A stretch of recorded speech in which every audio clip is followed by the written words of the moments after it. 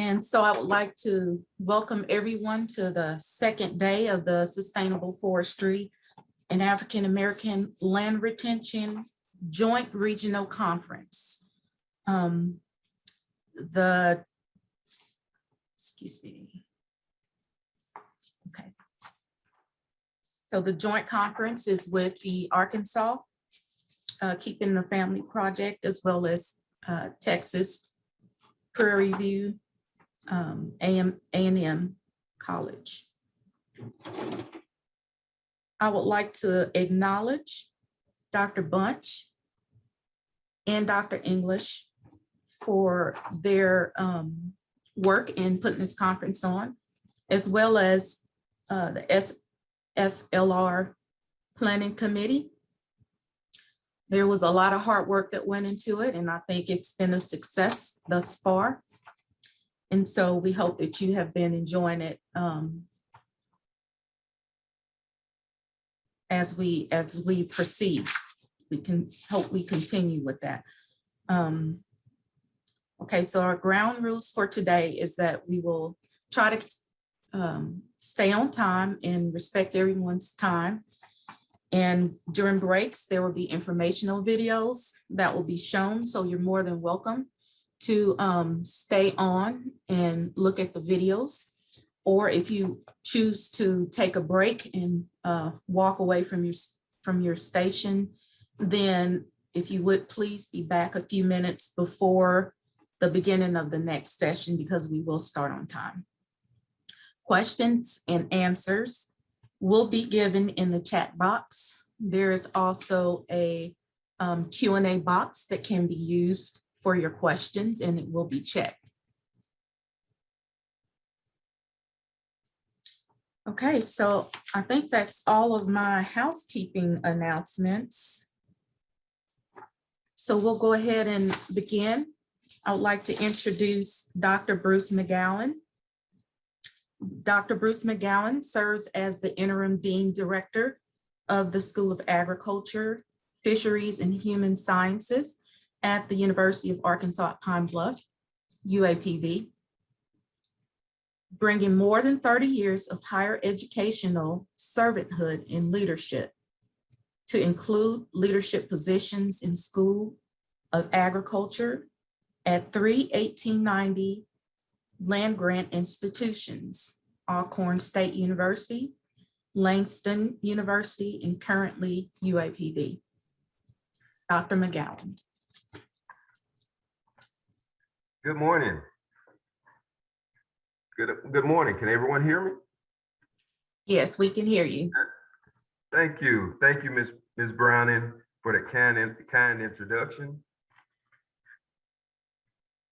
Those reflections remind me of how so much has changed in my life from nearly 35 years ago when I begun my career in higher education. And I'm speaking of the program that you may have printed in front of you. And from 35 years ago, when I started in higher education, at least two things are apparent to me. Back then, I had more hair and no bills, and now I have no hair and more bills. So I know that resonates with maybe two of you in this virtual room. So I want to give you greetings this morning because we are here for a very special event, and I give you greetings from UAPB, the University of Arkansas at Pine Bluff, sometimes referred as to the AM&N, located in the Arkansas Delta region of the state, where I heard that the trees seem to grow taller, the grass looks greener, where the rice yields are plentiful, and yes, the water and the tea are so much sweeter. It feels like a little bit closer to heaven to me. But on a serious note, this conference reminds me of change. I recall an interesting quote by the Greek philosopher Heraclitus. Heraclitus believed that the only constant in life is change, meaning one constant since the beginning of time has been change. We must also recognize that the fear of change is also a constant. Therefore, if a society rejects change, there lies stagnation, no growth, no progress.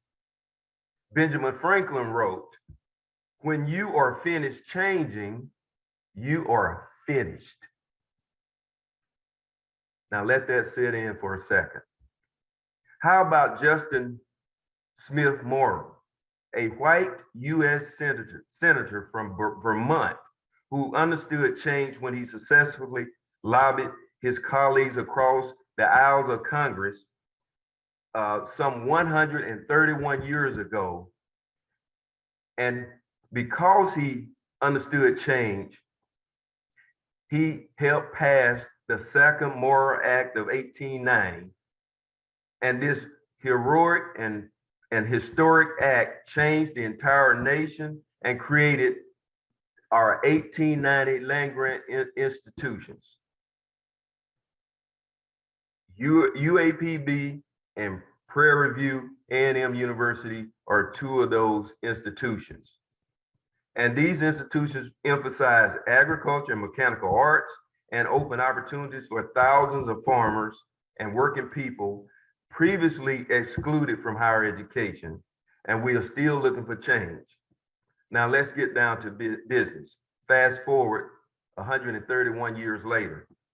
What is constantly changing? I'll tell you. It has been the percentage of African-American landowners in America. And according to an article in the Atlantic Journal, Southern African-Americans often find themselves losing their homes, land, as well as opportunities to pass along a deed or a title for future generations.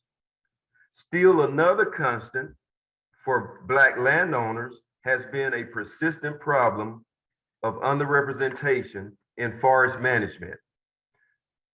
So we are gathering together virtually for these 2 days to identify and discuss solutions for positive change regarding best practices in sustainable forestry and African-American land retention.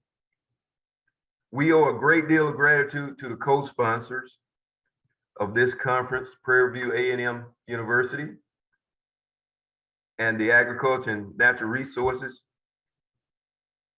the great speakers and professionals who will share with you today, and the policymakers and decision makers on every level who grind it out day by day to create change.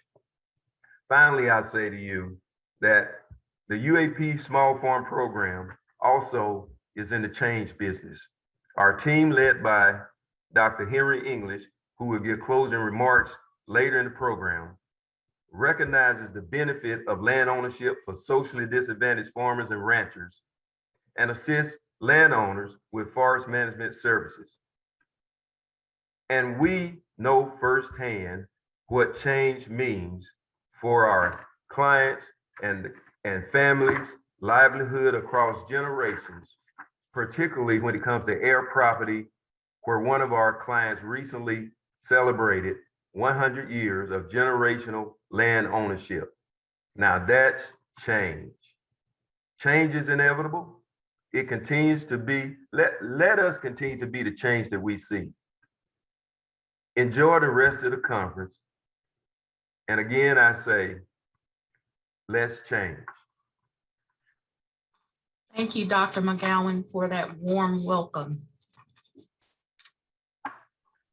I would like to recognize a few people that have joined the conference. Amadou Diop, he is with the United States Forest Service. Dr.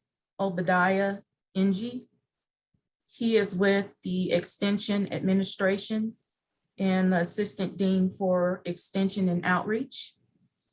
I'd also like to recognize Debbie Moreland of the Arkansas Conservation Districts. So next week, we will be greeted by several people. And so we'll start off with Sean Bowler. Mr. Bowler spent his early years on his family's Southwest Arkansas farm and is now residing in the Los Angeles area. Entrepreneurial pursuits include real estate holdings in family-owned and operated Bowler & Bowler, and principal in Ray Holdings in Center Point, Arkansas. Invested in grassroots community organizing by serving on various boards, political campaigns, and organizations in leadership roles. Mr. Bowler is a tree farmer, certified forest steward, and Centennial Forest Air Property landowner. Mr. Bowler. Good morning, everyone. I think you have my video that I prepared. I'll ask that Ash load that.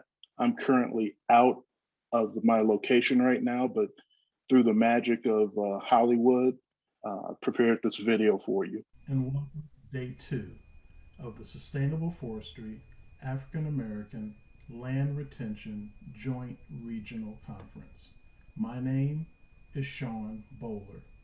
I'm operator and one of over 30 air landowners of the Ransom Adamson Estate and Tree Farm, a 2020 Arkansas 125-year-old Century Farm inductee. I'm honored to welcome and greet each of you on day 2 of this conference. Yesterday provided a wealth of knowledge, resources, and opportunities to improve and strengthen your operation, whether you're a novice or a longtime farm owner and or landowner. Information from conferences such as this one are what laid a foundation for me to work with my fellow heirs to plan, develop, and execute strategies that we feel will ensure estate preservation, conservation, sustainability, wealth generation, philanthropy, and equity. I'm confident your active engagement with today's presenters and their presentations will provide you with information that will be beneficial today and for the generations to come. After all, my ancestors, and I maybe think yours, acquired our farms for the benefit of their descendants and generations they had no idea would come. The content in this conference will assist you in establishing a legacy for generations to come. A few months ago, I had the opportunity to take a few 5th generation younger family heirs on a tour of our estate. This was the land their 1894 ancestors, seen here, their great-great-grands, great-grands, grands, parents, who worked, lived, and or told stories about this land. Heirs who had no idea of the legacy that was there for them to take pride in. Their reaction and wonderment, excitement, and connectivity was priceless and encouraging that another 125 years of the estate is possible. It's possible for us and you when you as a landowner engage with the wealth of knowledge, resources, and opportunities from this conference. So sit back, press record, call a friend, take notes, email, and ask questions. In closing, I'd like to thank the team and administration at PAVM and UAPB for hosting such a great opportunity of learning and enlightenment.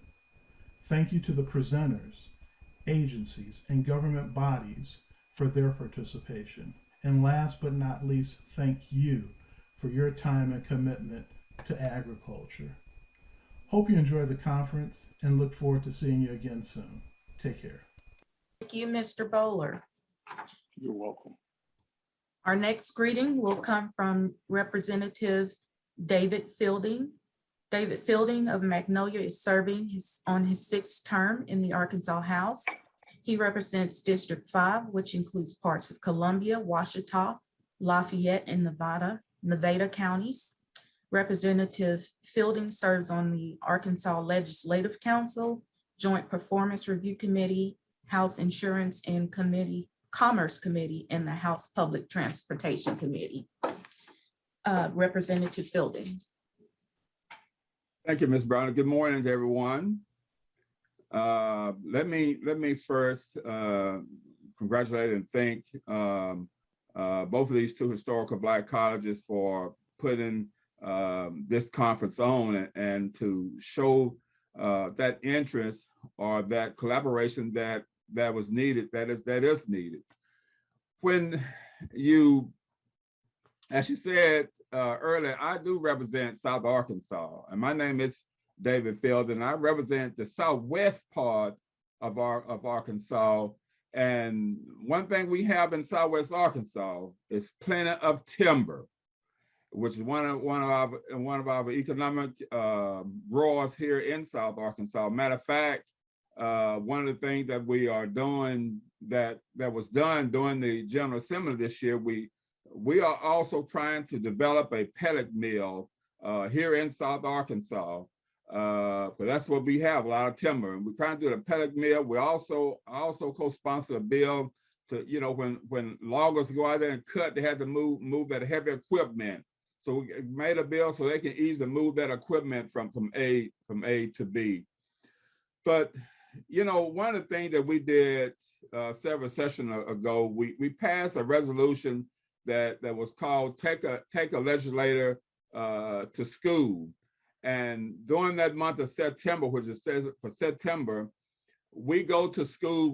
We are supposed to go to schools and talk to the students and faculty about what's going on or what that we can do to help.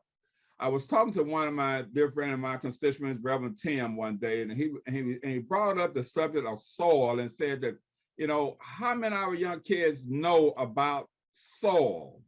You know, and it stayed with me. So when I went to do my tours, one of the questions I asked the students about, do you know where your food comes from? Do you know the importance of soil? And they were shocked and to think about, you know, we really need soil, and soil is part of where we produce and where we get our food from. You know, so that was eye-opening to me, and seemed like it was an eye-opening to the students that I was able to talk to. Along with Pastor William, who pastored a church down here, he had kids setting up a planting program and using soil. Now I'm not for sure. I never seen no food produced from that, but but the kids were out there planting vegetables and stuff, trying to get stuff to grow out there. So, you know, it shows that agriculture is needed, whether it's electricity, whether it's electricity or plumbing or woodworking, whatever part of agriculture that it is. You know, it's good that we get our young people, or we get involved into that part of agriculture. And when you come to landowners and knowing what to do with your land once your loved one begin to be put into the nursing home, do I sign all that over to that facility? Those things are needed to be taught, so we will know when that time coming up. Look, it is good that you all having this conference. Thank you so very much for allowing me to greet you this morning. I hope that you have finished out this conference and have a wonderful day during this conference. Thank you so very much, Ms. Browning. Thank you. Did I stay on time? Our next greeting will come from Senator Stephanie Flowers of Pine Bluff. She represents the District 25, which includes parts of Pine Bluff in Jefferson County, as well as Arkansas, Ducheneaux, Lincoln, Monroe, and Phillips County. As an attorney, she's vice chair of the Senate Judiciary Committee, JBC Claims Committee, and the Litigation Reports Oversight Committee. Senator Flowers is a graduate of Philander Smith College in Little Rock and the Thurgood Marshall School of Law at Texas Southern University in Houston. Senator Flowers. Thank you, Ms. Browning, and good morning to all. I bring you greetings from the heart of the Arkansas Senate District 25. Right now, I'm located at my home, which is about a block or two from the UAPB farms. That's how close I am to the University of Arkansas at Pine Bluff. I appreciate that I am the senator for District 25. I appreciate all the efforts of the University of Arkansas at Pine Bluff. And let me say now, yesterday's conference was just spectacular. I appreciate all of the planners of this conference, Dr. Bunch and Dr. English, who I know personally and have had lots of occasion to consult with on issues, whether that be as a senator, legislator, or as a lawyer, which I am. And I want you to know that just like Dr. Taylor said yesterday, knowledge is power. In fact, the University of Arkansas at Pine Bluff had a conference a couple of years ago I spoke at, and that was the theme, knowledge is power. In terms of all of the presenters, everyone has been great. I particularly thank the efforts of the Arkansas agencies and those persons that represent these agencies that have presented so far. I wanted to mention that it is so important to me to have a conference that speaks to supporting Black retention of ancestral lands. As an attorney, that has been a focus of my practice, property law. And early on, when I practiced down in Houston, Texas, I learned how important it is to our ancestors. I had a elderly lady that called me and wanted to do a will. And I think that was one of the first wills I ever did. I had to call my father, who was a lawyer, to understand what she was saying to me. She said, I want to leave my property to the last liver. And I thought, the last liver? What is she talking about? And then, you know, I came upon the rule against perpetuities to bring up to her.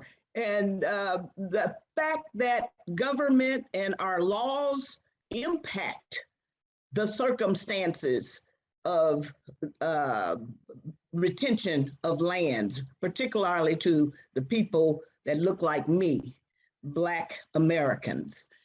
It's important.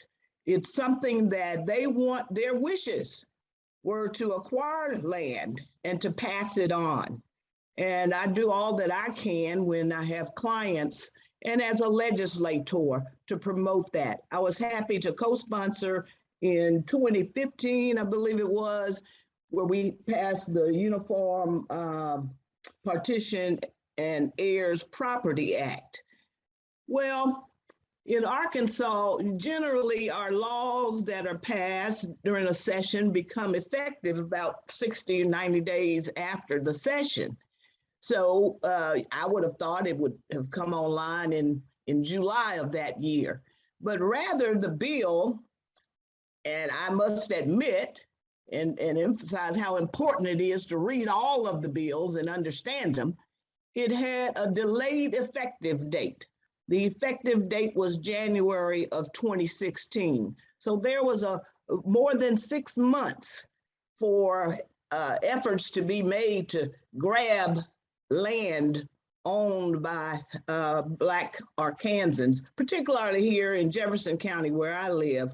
Across the river, I saw a run on hundreds of acres of property. And fortunately, I was able to assist some landowners, heirs of these properties, to some retained by partition in kind through a settlement agreement with the outsider that had bought into the family land, and others got the closest value and some even more value for their property. But it reminded me that it's important that we remain diligent in passing on information advocating for the rights of Black Americans to keep and retain their lands. I noticed a couple of sessions after that bill was passed, there was an effort to repeal that law.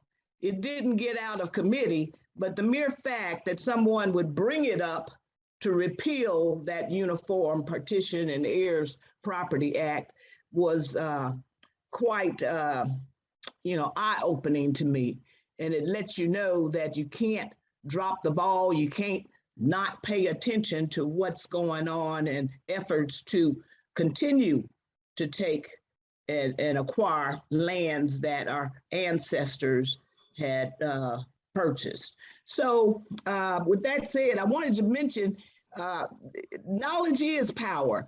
And yesterday, I have to admit, might show my ignorance, but Dr. Taylor called out a word that I'd never heard before, silviculture. And so I looked it up, and I understand that's the more formal word for forest management. So I'm certainly learning a whole lot just in your presentation on all the kinds of ways to dig up forests and what to look for and all that kind of stuff. That's been very helpful to me. Arkansas depends on agriculture. Our forestry industry is vast. And so I'm able through conferences like this to go forward and help the clients and the constituents that I represent. So thank you again to all and enjoy the rest of the conference. Thank you so much, Senator Flowers. Our next greeting will be from Michael Sullivan. Michael Sullivan was named Arkansas State Conservationist of USDA Natural Resources Conservation Service on December 7, 2009. His career with NRCS began as a student trainee in Lincoln, Nebraska. Subsequently, he served the agency in Arkansas, Mississippi, and Arizona. As state conservationist, he leads NRCS activities throughout Arkansas. Mr. Sullivan. Thank you, Yvette. Can you hear me okay? Yes, we can. Great. And certainly appreciate the opportunity to participate in this conference. As others have said, we've received a lot of great information. And it's nice to see this joint session between Texas and Arkansas with Prairie View A&M and UAPB leading the way for us. From an NRCS perspective, yesterday we heard from our state conservationist in Texas, Kristy, our staff on programs. And here soon, we'll hear from our regional conservationist and national leader, James Tillman. So I don't want to take up any of his time. I'll try to move quickly through here. We've had a focus on sustainable forestry and African-American land retention in Arkansas since 2016. It's been really exciting because we've had the opportunity to continue a long-term partnership with UAPB, with this being one of our collaborative efforts. UAPB developed the initial proposal with our support that was initially funded by the U.S. Endowment for Forestry and Communities. The Keeping It in the Family project, as we refer to it, is to assist African-American landowners in managing their forest land. Once this project was approved, we entered into agreements with UAPB for collaboration and support. This project has included a number of partners, including the State Ag Department, the Forestry Division, and many others to accelerate education, outreach, technical, and financial assistance. We really appreciate those from UAPB, Dr. English, Candy Williams, Charlie Williams now, Joe Friend, and then from the state, Joe Fox and Yvette Brownie, as well as the State Association of Conservation Districts and others in all the work that they've done. From an NRCS perspective, we've set aside about $300,000 in EQIP funds each year. And now we've assisted about 100 landowners in Southwest Arkansas that would not have otherwise been able to get forest management plans or funding to improve their operations. In doing this, I really appreciate the work of our field staff in ensuring that the technical assistance and servicing funding applications was addressed. Recently, I've received communications from landowners, including Mr. Bowler, about the importance of this project. Some of the remarks have been that they had no idea what NRCS was or what we could offer except through this team effort. Some of our programs such as EQIP and CSP have been made available because of this SFLR project. So I'd like to say thanks to all that have been involved.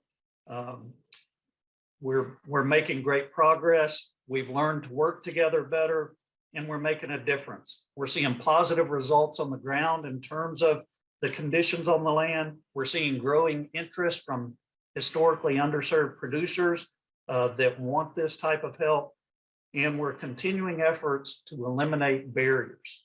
So welcome. I look forward to participating in the rest of the session today. Thank you so much, Mr. Sullivan. Finally, I would like to personally welcome everyone to day 2 of the conference. My name is Yvette Browning. I am the Minority Outreach Coordinator for the Arkansas Department of Agriculture. And so we'll be on a tight schedule. So moving along, our next speaker is James E. Tillman, Regional Conservationist for NRCS, the Southeast region since 2014. He provides agency and natural resources leadership and support to state conservationists and partners. And Tillman has held positions as soil conservationist, district conservationist, resource conservationist, and USDA 1890 liaison officer. Tillman holds a Bachelor of Science in Agricultural Economics from the University of Arkansas at Pine Bluff. And so he will be talking to us today about promoting sustainable partnerships, helping people help the land. Mr. Tillman.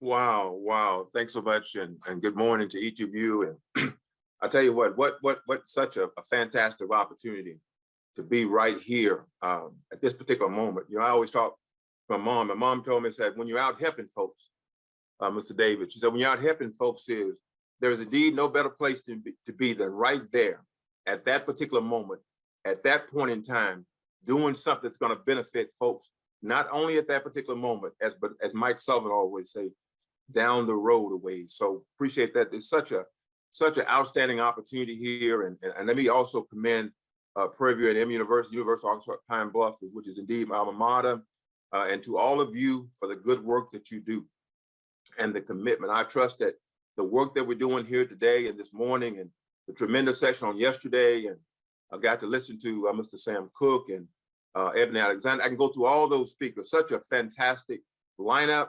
And the key part of that is this is a session I'm sure that we're not just doing for today, as Mr. Claire's Bunch always say, but we're doing this to start and to build on it, Mr. Sean. We're doing this to help build and make a difference, Mr. Justin, in communities where people need our help, where moms and dads and sons and daughters are living and have made a commitment to hold on to that land.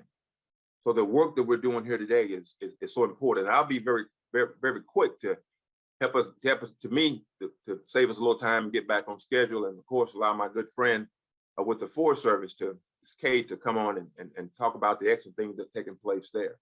But let me share with you, as I was visiting with our chief, Chief Terry Cosby on yesterday, and I was telling him about the session here. He mentioned, he said, James, you skipped out on all the meetings we had on Tuesday. I said, well, Chief, I was listening. I want to listen to the speakers there at the session that Prairie View and UABB was hosting. He said, yeah, he said, I haven't seen you all day. I said, you know what, let me tell you about that particular session. Let me tell you about the folks that address things there that's not only going to work well with partnerships with NRCS, but that's going to help us achieve the priorities that we as an agency have.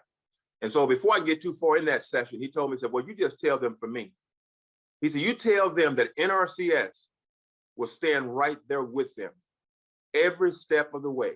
That I've got state conservations out there, like the Mike Sullivan, the Kristy Oats, that they're locally, that are standing tall. He said, you tell them that NRCS will be right there. So on behalf of our chief and course, our secretary and USDA, and we're going to be right here with you. And let me just talk a little plain talk. I used to work there in Texas a few years ago, and Reginald, I think about meeting a gentleman there by the name of I think it's Mr. Wade Ross, back in I think it's 2001. And I never forget, he worked with it, I think the Texas Farmers and Ranchers Association there, community-based organization. And he told me, he said, James, he said, if you're going to help folks, you have to listen and ask them what they want. Ask them what they need, whether you provide it or whether somebody else provided. You help them get what they need, and then the service that you provide, they will ultimately use those services. So as we talk about sustainability and forest sustainability, we want to talk about partnerships, because I have not, to this day, have not forgotten those words of Mr. Wade Ross. And I'm pretty sure Mr. Lopez, their assistant field operations there in Bryan, are very familiar with him. But folks, from an NRCS perspective, we've done tremendous work with sustainable forestry, the partnership. I think about the work we're doing with I think Greg Mavis, and with the work that we're doing with the other conservation partners. And let me talk a little bit about some work that we're doing in each of the states. So as we talk about our Farm Bill programs, as we talk about our agency priorities, whether we're talking about climate change, whether we're talking about urban, or whether we're talking about racial equity. And you heard Dr. Goldmon talk about that. Folks, one thing we discovered, and we know in terms of NRCS, in terms of our partners, whether the FSA, NRCS, it doesn't matter. We're talking about moms and dads. We're not just talking about conservation. We're talking about sons and daughters. We're talking about commitment. We're talking about preserving the land. We're talking about individuals who made commitments to their families, Justin, who want to hold on to the land. So when you heard the words from Claude Ross and Clyde Williams on yesterday, I want us to go back and dig in a little bit deeper. You know, I often have a conversation with Ms. Debbie Moreland. There's one of our conservation district leaders there in Arkansas. And she always talk about, not just about putting information out there, but about getting groups together. So when we think about the conversation we had with Claude Ross and with, I think, Clyde Williams on yesterday, I want you to dig in, because Chief Terry Cosby indicated that congressional folks, our conservation partners in districts, we have funding opportunities that we've set aside to work with forestry. We work with SFLR, and I think in Alabama and some of the other southern states. We've set funds aside with those producers. The state conservationists did that, to work with them. So when folks walk through the door, Mr. Sean, that when they sign up, they're actually getting funded. They're actually leaving that office, going back home, knowing that there's hope, that there's work down there, that there's an opportunity there, that their farm that they have has the ability to grow, move on, and support their family. So I want us to go back and reach out to those state conservation. I want you to make a commitment to me, a commitment to yourself, that when you go back to CBOs, that we go back and we reach out to the local state conservations there, that we sit down at the table, we talk about local work groups, that we talk about state tech committees to get involved, that we set some things in place for those producers that we're fighting for, that we happen to represent, that we're communicating with, so that we actually provide real life opportunities. It's one thing to put information out there, but it's another thing to have people benefit from it. You know, last fiscal year, we put out basically $1.2 billion in our environmental quality incentive program. This year, we're gonna put out somewhere in the neighborhood of, by September 30th, $1.2 billion. The 1890 institutions, 1994 tribal institutions, 1862s have been key to helping us provide outreach and funding opportunities out there. We have money right now that we're working with producers on. Starting in October 1st, the chief has made a commitment that he's gonna get states funding out to states. And I've heard Mike say it a number of times, is that he's getting Mr. Sullivan, he's getting information out early. Kristy Oats there in Texas, with Mr. J.B. Martin, Deputy State Conservation. They're working quickly to get those funds out so that the information will get out there. So producers, farmers and ranchers can come to those offices and participate. Last week, Chief Cosby made an announcement, Ms. Debbie Moreland. He put out approximately $50 million out in the countryside for collaboration agreements, for outreach, for helping to get farmers and ranchers, to helping to get sustainable forestry, land retention opportunities, to get those folks through the door to promote those opportunities. We have the opportunity. We're at a place here today. And as I think about some work we've done with the U.S. Forest Service and with SFLR, I think about today, we're at an opportunity today that tomorrow will be different. If we get out and talk about it, like Mr. Sam Cook talked about yesterday, tomorrow will be different. We have the opportunity and the resources available. Now, we can't fund everybody, but my mama told me a long time ago, she said, son, if you never start, you'll never get to the end. You'll never get going. You know, my mom and dad still live in that little place down there in West Helen, right below the hill. And every once in a while, she asked me, James, are you doing any good? Are you really helping somebody, or are you just there? Folks, we have an opportunity here today.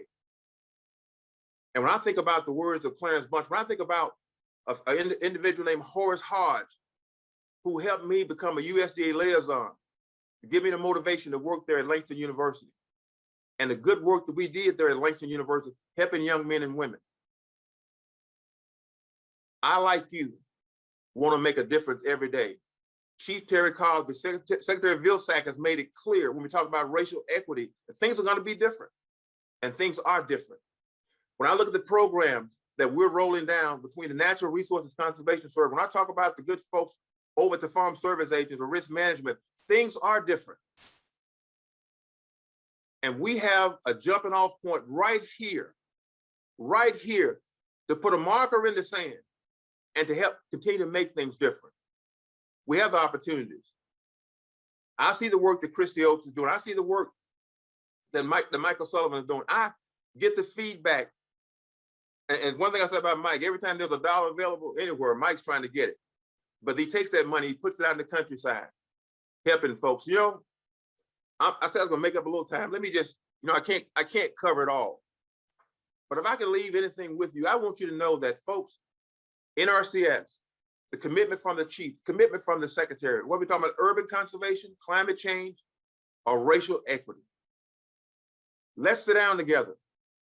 Let's talk. Let's make these things happen, because we can. You know, I often go to Arkansas. I visit with Mr. Reginald Jackson. I think he's the public affairs specialist at Arkansas. He always tells me, James, he said, look, let's do the work and let's paint the picture. Let's let people know the work we're doing. And let me finish with this. I'm reminded of a conversation and a meeting that I had when I visited with Secretary Vilsack, probably been over 10, 12 years ago. During his first term, when he had gone to South Carolina, Mr. Sean, and he had a session there listening to farmers and ranchers. And while he was finishing up, the panels he had on board, he asked them one final question. There was 5 panelists. And he said, Mike, he said, if USDA could do one thing for you that would make the biggest impact on your farm, what would that one thing be? And I can't remember, Mr. David, I can't remember what the first panelist's response was. I can't remember what the second panelist's response was, but I do remember the elderly African-American gentleman who spoke last, as he slowly made his way to his feet. He looked over at the secretary, and in 5 words, he said, Mr. Secretary, if USDA would meet people where they are, that would make the biggest difference on my farm and my neighbors. At that particular moment, Mr. Sean, I wasn't quite sure what he was saying, but over time, what he was really saying was, he was saying USDA, NRCS, FSA, risk management. He said, in the neighborhood where I live, the place where I call home, he said, we don't have many computers down there. we're not too good in IT. If your staff would meet us right there and work with us from that starting point, we'll be able to participate and we'll be able to grow our farms.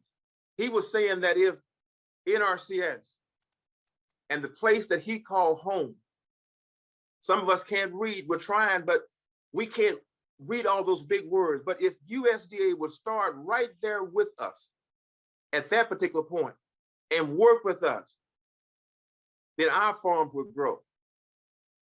Folks, just by the session that we're having on yesterday and today, and our intent from leaving to this particular point, I believe each of you, us as a partnership in terms of sustainable forestry, preserving land, retention, taking care of the legacy, I think we have an opportunity to address that gentleman's request that if we would meet people where they are. Folks, I appreciate the good work that you do, your commitment. As a partnership, we can get it done. The districts have made a commitment, NRCS has made a commitment, FSA has made a commitment. All the partners have made a commitment. Let's continue to move forward. Dr. English, keep up the good work. Dr. Clarence Bunch, keep up the good work. Teamwork, let's move forward. And let's let tomorrow be a product and an outcome of the tremendous work that we're doing today. Thank you so much and have a great meeting. Thank you, Mr. Tillman. We're very honored to have you on a program today. I've been at several meetings down at Arkansas Land and Farm Development Corporation and have heard you speak before. So I am familiar with your connection to Arkansas. Others may not be. Do you mind sharing that with us today?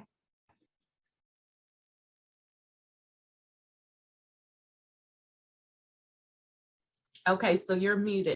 Yeah, I'm from a place called West Helena, Arkansas. West Helena, Arkansas, in Phillips County, and a little small place there. And I remember being in the FFA, and I remember that VOAG instructor, and you'll make me get emotional.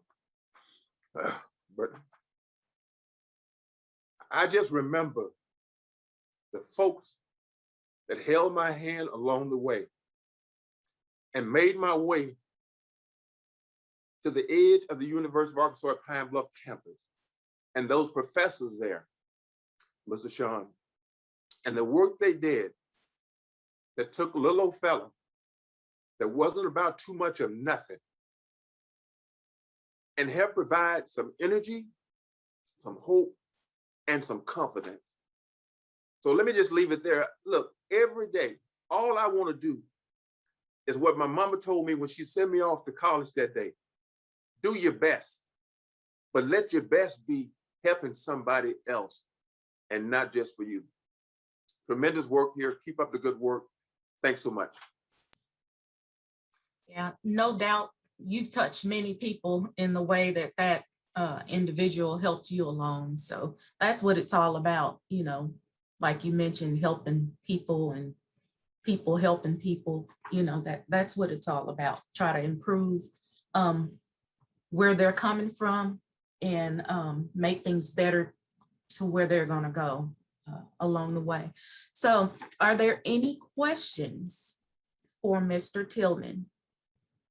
You can type them in the chat, or you can type them in the question and answer box. I do see that you have many people who are glad to hear from you this morning and thanking you for your work. Let's see, you even got a welcome to the Delta. Okay, I'm just checking here, giving people just a few minutes to type their question in if there are any. If not, then we will move on to our next speaker. And I just want to say, don't be bashful about asking your questions. That's what we're here for today. this meeting will be most beneficial if you leave with gained knowledge or gained contacts or gained experiences. And so we want to hear from you. We don't want to just present you with information. We want you to communicate with us. We don't want you to sit there and wonder about something that's being discussed, because this is your opportunity to get that question answered and directly by some influential speakers that we have in line today. So I'm not seeing any questions for you. Again, thank you so much for being here today and being a part of this conference. Thank you. Thanks so much. Okay, so we'll move on. Our next speaker is Ms. Kay Reed. Kay Reed is the Director of Cooperative Forestry for Southern region of the USDA Forest Service based in Atlanta. Reed has worked for the Forest Service for 17 years, including many assignments in the Southern region and Alaska region. Program areas under Reed are state and private forestry programs, including forest stewardship, rural forestry assistant, urban and community forestry, forest legacy, community forest, and open space. She earned her bachelor's degree of science in forest resource management from the University of Missouri, Columbia, and a Bachelor of Science in plant science. She also has a master's of public administration degree from Tennessee State University. Ms. Reed, we welcome you to the conference, and I remember years ago working with you on cooperative forestry reviews. I was on the team with Arthur Phalo. And so we've done a couple of those together where we went around and visited states. So it's so great to have you with us today. So Ms. Reed, you'll be talking to us today about state and private forestry, the Southern region, connecting forestry to people. Ms. Reed. Well, thank you so much. Can you hear me okay? Yes, we can hear you. Thank you. Thank you for the invitation to speak. I'm really excited about being here today. Let's see if I can get this presentation up for you all.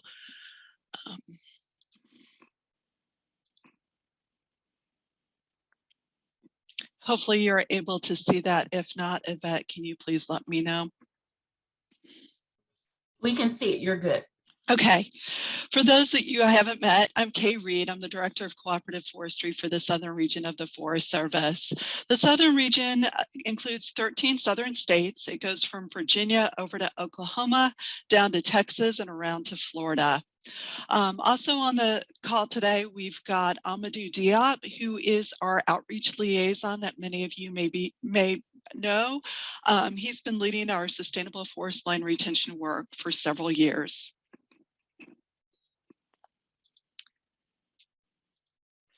The mission of the Forest Service is to sustain the health, diversity, and productivity of the nation's forest and grasslands to meet the needs of present and future generations. When most people think about the Forest Service, they think about our national forest across the country, or they think about the great research that is being done. But there's another branch to the Forest Service that many people aren't aware of. It's called state and private forestry. And we are here to ensure that all of our nation's forest lands are cared for. The mission of state and private forestry is to provide technical and financial assistance to private landowners, state agencies, tribe, and community resource managers. This is done to help sustain our nation's urban and rural forests and to protect communities and the environment from wildfire, insect, disease, and invasive plants. State and private forestry is important because these lands encompass 2/3 of the vast landscape of American forests, and they provide public benefit such as clean air, clean water, wildlife habitat, and outdoor recreation. And about 70% of the nation's wood supply comes off of these private forest lands. The management of these lands is vital to our nation's health and economy. Let me take a moment to explain our unique relationship with the state forestry agencies. State foresters have the primary authority to help local governments and nearly 10 million family forest landowners manage and protect state and private forests under a variety of goals and circumstances. The State and Private Forestry Organization of the Forest Service works directly with state forestry agencies to ensure that forest landowners have the best technical, educational, and financial assistance available to help them achieve their objectives in an environmentally beneficial way. The federal investment leverages the capacity of state foresters and their partners to manage state and private lands to produce ecological, social, and economic benefits for the American people. In Texas, we work with the Texas A&M Forest Service, and in Arkansas with the Arkansas Forestry Commission. It's these state forestry agencies that deliver the programs directly to landowners and communities. On this slide, we show several of the programs that are delivered through our state and private forestry branch of the Forest Service. Many of these are delivered by the state agencies I just talked about. Our programs are in the center of our metropolitan areas and go all the way out to our national forest boundaries. Of course, we do work with our national forest colleagues, but our main focus is outside of their boundaries. The Forest Stewardship Program is our primary program for forest landowners. It's designed to assist private forest landowners in the development of a plan for certain practices that they want to accomplish on their land or for the entire forest. The plan is designed based on landowner objectives for the property, which can include topics such as timber production, wildlife, recreation, soil and water, and aesthetics, for example. Through this program, there's a lot of focus on landowner outreach and education to ensure that the landowner has the information they need to make decisions about their land. Through this program, state agencies across the country have been able to provide technical assistance to over 160,000 landowners in year 2020, and almost 24 million acres of private forest land have a management plan on them across the United States. We also focus on landowner sustainability in order to ensure the landowner can keep and maintain its land productively. This includes working with other agencies and implementing forestry practices. The Forest Service does not have any cost share programs or programs that financially assist landowners to implement some of the practices they want to do on their land.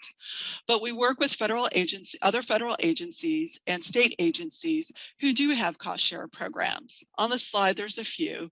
Farm Services Agency has a conservation reserve program, emergency forest restoration program, Natural Resource Conservation Service. We heard James Tillman just a moment ago. He mentioned the Environmental Quality Incentives Program, or EQIP. And some of our state forestry agencies have their own state-funded cost shares to help implement practices on the ground. Another piece of landowner sustainability is to ensure landowners have access to revenue streams to offset the costs of land ownership and management. The Forest Service does this through a program called Wood Innovations. This year we had $15 million in grant funds to develop and expand the use of wood products, strengthen emerging wood energy markets, and protect community forest. These grant programs allow individuals that have a new idea to try to bring it out there and actually get it in the market and start utilizing that product. So we're very excited and proud of that one. Another program the Forest Service has that helps some landowners with landowner sustainability. One is called the Forest Legacy Program, and the other is Community Forest and Open Space Program. These are our two land acquisition programs where you could acquire either a state agency or a land trust, depending on what program, can acquire land through fee simple or through a conservation easement in order to protect the forest land into the future. Through these programs, the states enter into these agreements with a willing buyer. And it's usually, or I'm sorry, with a willing seller. And it's usually somebody that wants their forest land to remain forested after they're gone. Some of them don't have heirs. Some of them have heirs, but they aren't interested in the forest land. And so this is a program that they have an opportunity to ensure that their beloved forest land is there into the future. Since 1990, over 2.8 million acres of forest land has been protected through these programs. A few weeks ago, our new chief of the Forest Service, Randy Moore, stated he is personally committed to the department's goals for equity and inclusion. All Americans deserve to receive all the benefits and opportunities that come from Americans' forest. Forests are a national legacy that belongs to all of us, and all private forest landowners deserve access to federal technical assistance and conservation programs that will help them manage their lands for the benefit of all Americans. We are very fortunate in the Southern region to have an outreach liaison, which many of you know, Amadou Diop.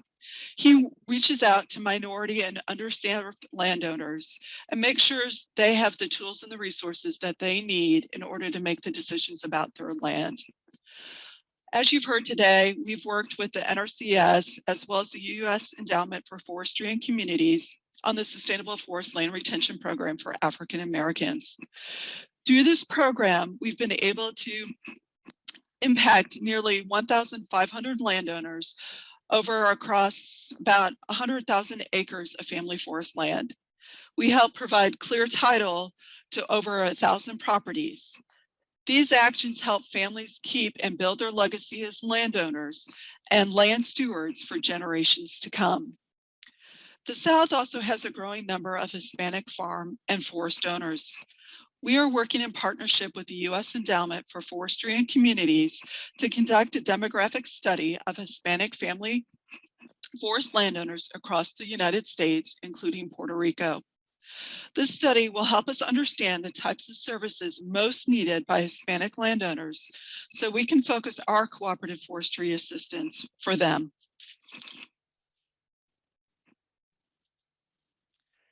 We also have an urban and community forestry program, which provides technical and financial assistance to communities to manage their urban resources.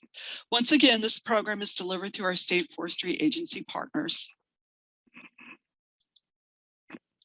The Forest Service also has the responsibility of managing the health of our forest resources and protecting them from insect disease and invasive species.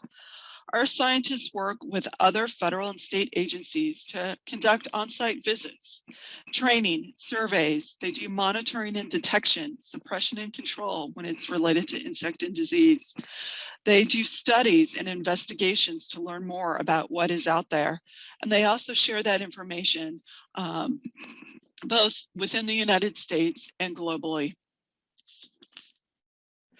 There are several of our programs that you might have heard about. We've got the Southern Pine Beetle program, and in Texas, they also do the Oak Wilt program. Those are ones we work in collaboration with our state forestry agencies on.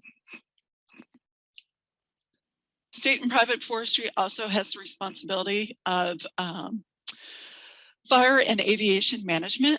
We do have cooperative fire assistance programs that we do work with our state forestry agencies on.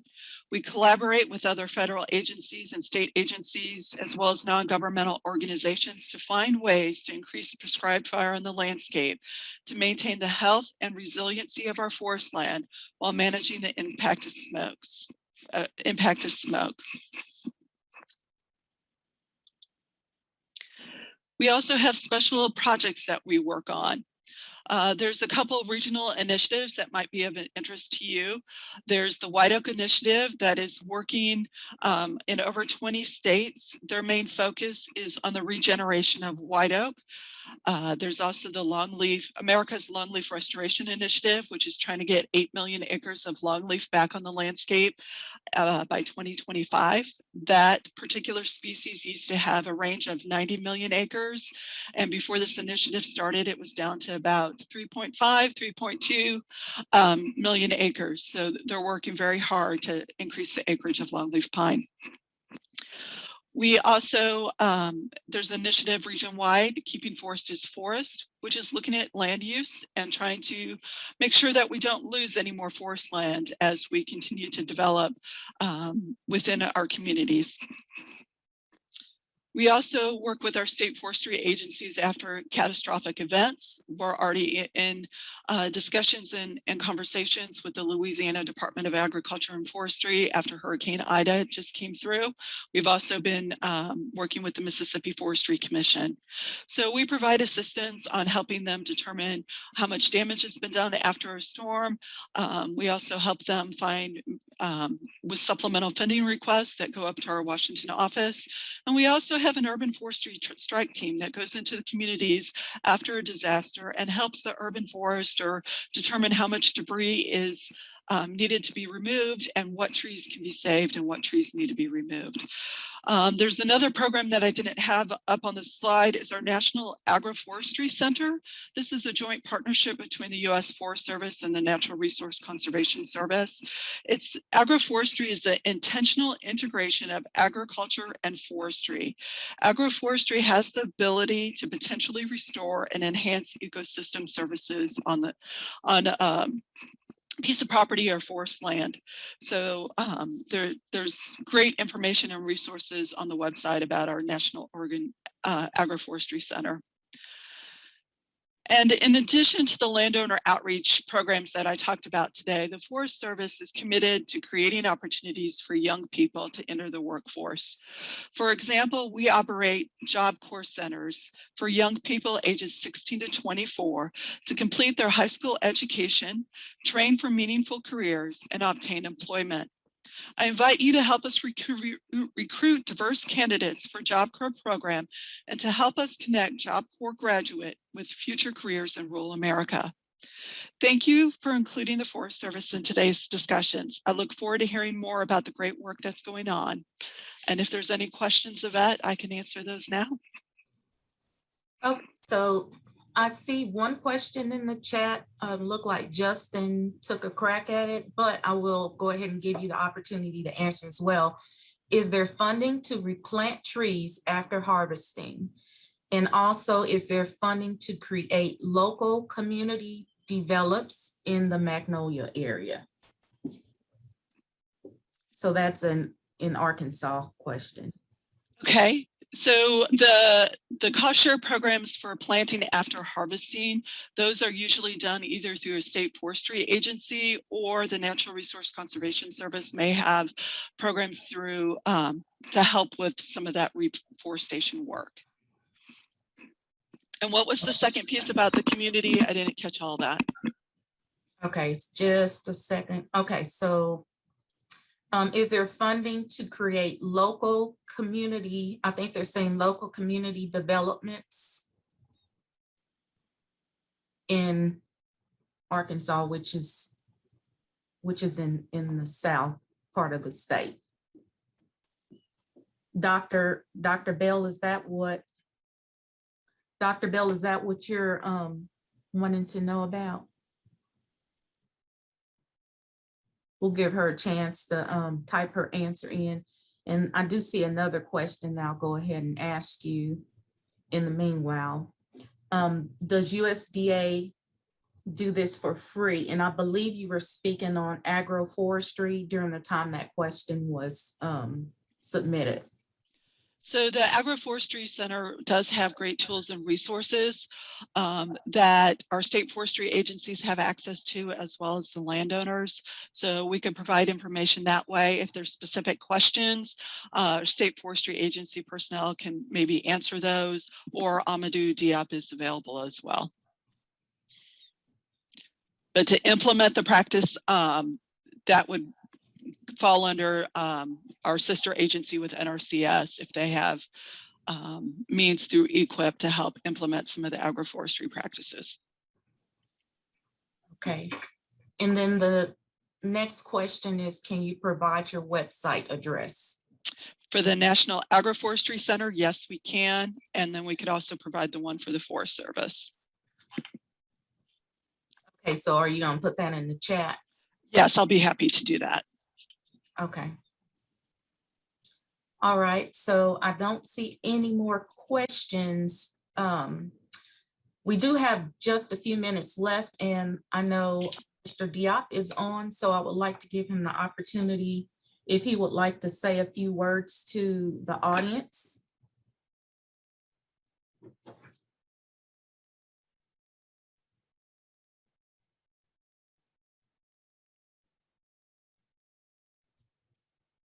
Can we unmute Amadou Diop? One moment, please. Okay, and while she's doing that, okay, there's a question. Is there a certain amount of acreage for landowners to qualify for any of the programs?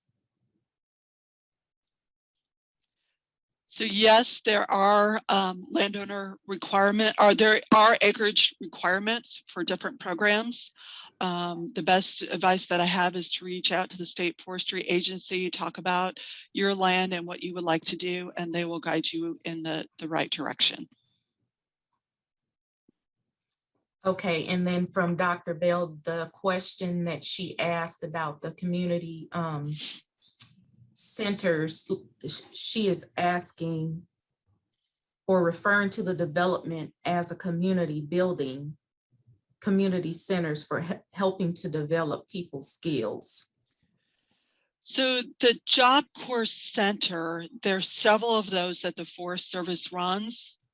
And that is where we provide opportunities for young people to get the skills they needed to enter the workforce. So there are several of those across the country that have different skill sets that are different jobs that people can learn the skills for. If there's certain information, I could send it to Dr. Bell, more information about our Job Corps centers in general. That's through the Department of Labor we work with on those. Okay, thank you. I do see now that Amadou is have access to address the group. We've got about 3 minutes left. So if you would like to take a few of those to just say a couple of things, you're more than welcome to. Good morning, Yvette. Can you hear me? We can, yes. Yes. Good morning, everybody. I'm really happy to be here today and join you guys in this conference. I think the session yesterday was amazing. A lot of information were presented by several of my colleagues and collaborators. Today, I think James Tillman, Mr. Tillman presentation was amazing. And Kay Reed was able to share a lot of information about some of our programs and services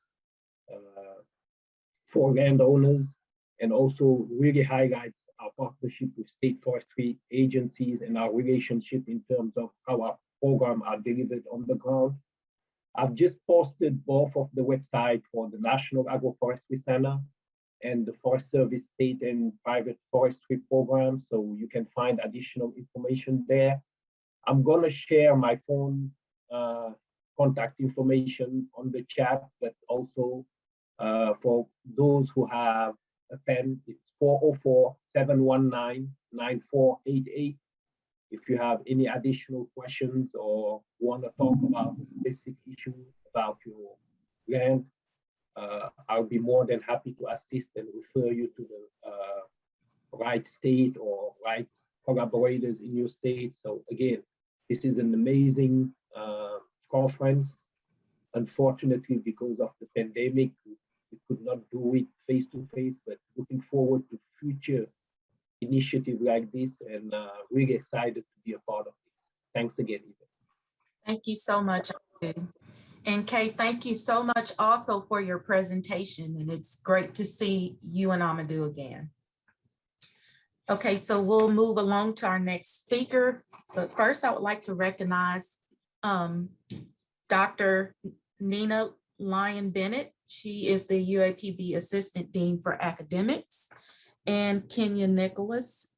She is USDA Office of Partnerships and Public Engagement.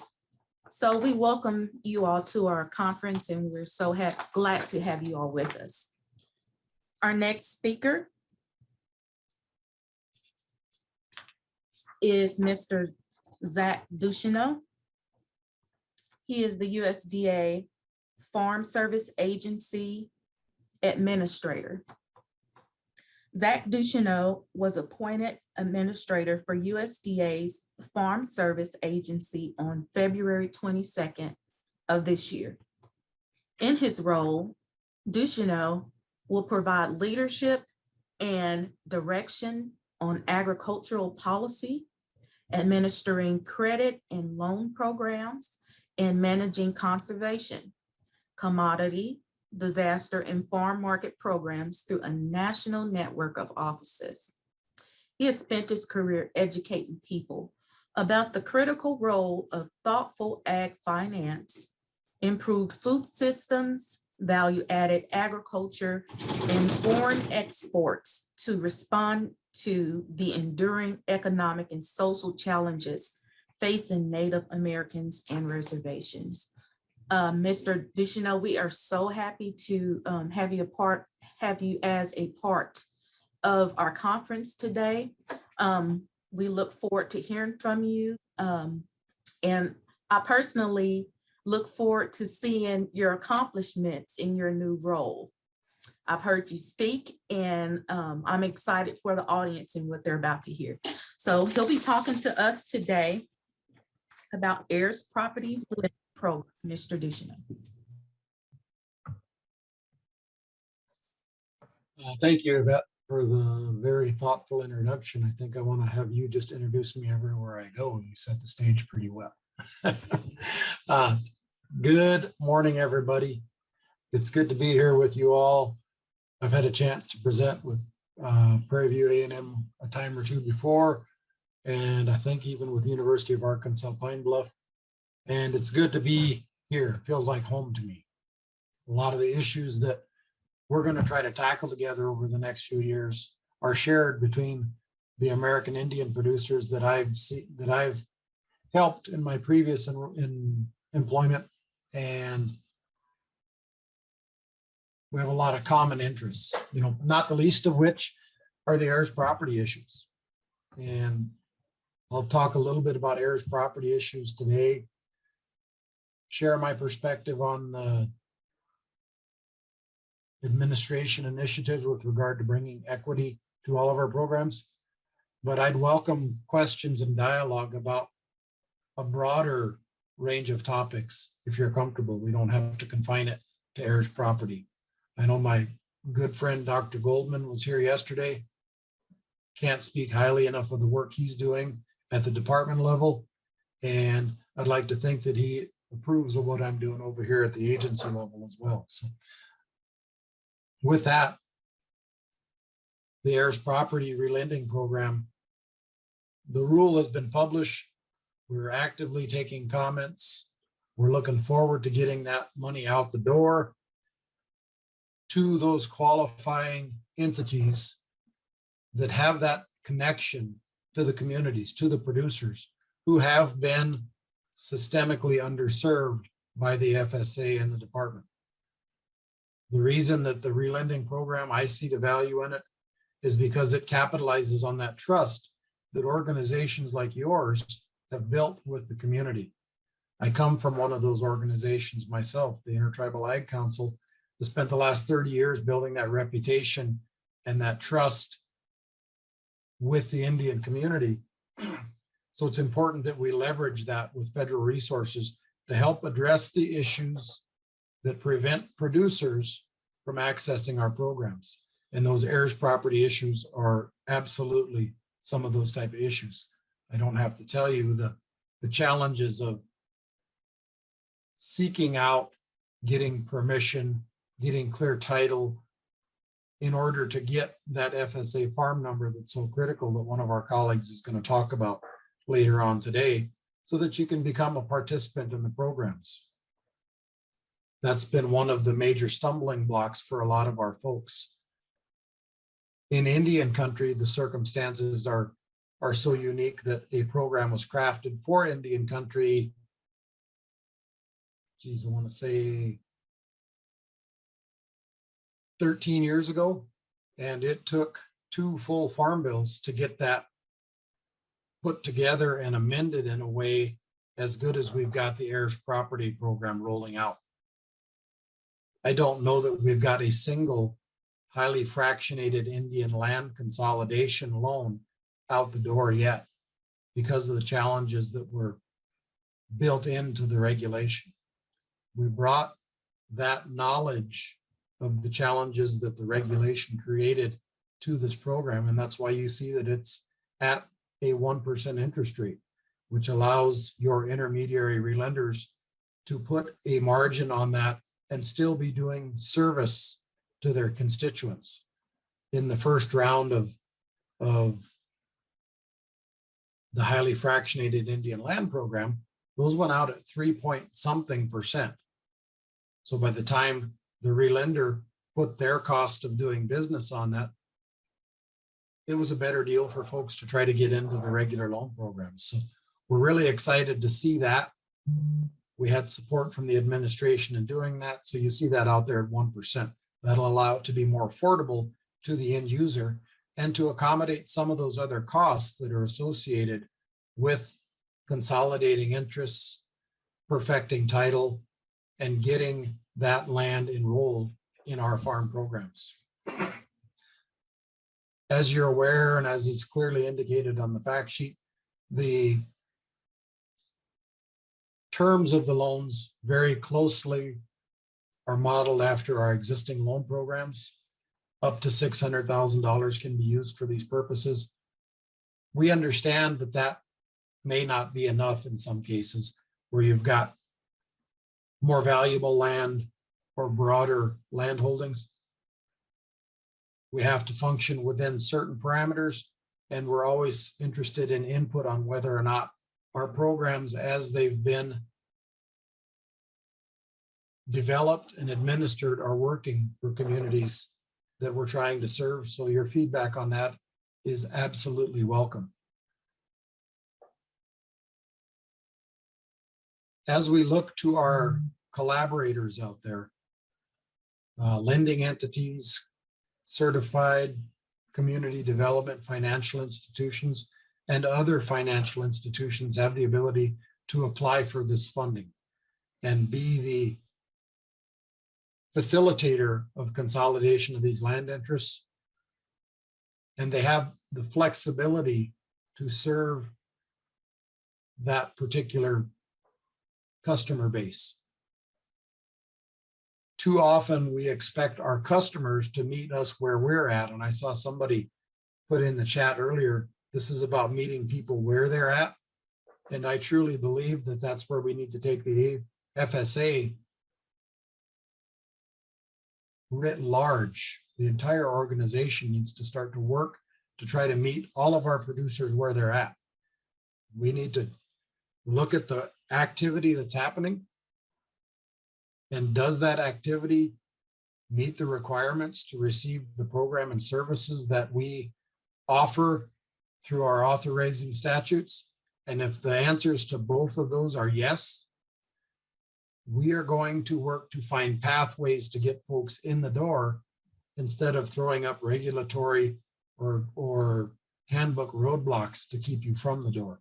So as we work to resolve those heirship land issues, don't hesitate to make application, to let us know, hey, I want to participate in this, but I can't, because we want to know why you can't, and we want to evaluate why you can't, so that we can see if there's an easy administrative way we can resolve that in your favor.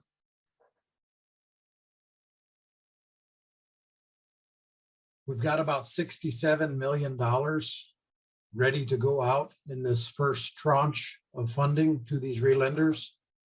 And the relenders will have the flexibility to do what they need to serve their communities. We're not putting a lot of requirements on them. We understand that all of these organizations have their own vetting processes for establishing credit. And frankly, they do a better job than we're able to do right now, providing the technical assistance that might go into building that farm plan. They're literally created for that. So we trust those organizations to administer this on our behalf. That's really the high points of the program. And I would like to ask now if there's any questions on heirs property relending program that we can dive into. And if not, we've got some time to dive deeper into some of the FSA issues that may be lingering on your mind. I welcome the conversation. Okay, so I'm looking through the chat to see if there are any questions for you. I'm seeing a lot of comments.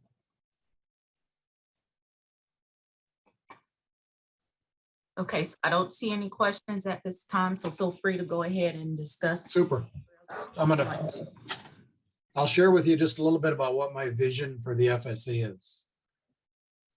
My previous work was out there in the communities on the other side of this table with a lot of you all. And the frustration that I realized in bringing accountability to that process was real. I get where you're coming from. And it always seemed like the burden was on the producer to get there. As the administrator of the FSA, as your administrator of the FSA, I get to work for Secretary Vilsack in the Biden-Harris administration. And now I have the duty to make sure that our employees are accountable. And when our employees aren't accountable, we will work to resolve that by educating them and helping them understand the pathway to serving our customers better. And when that education falls short and we can't change their approach, we will take the steps that we can to change their occupation.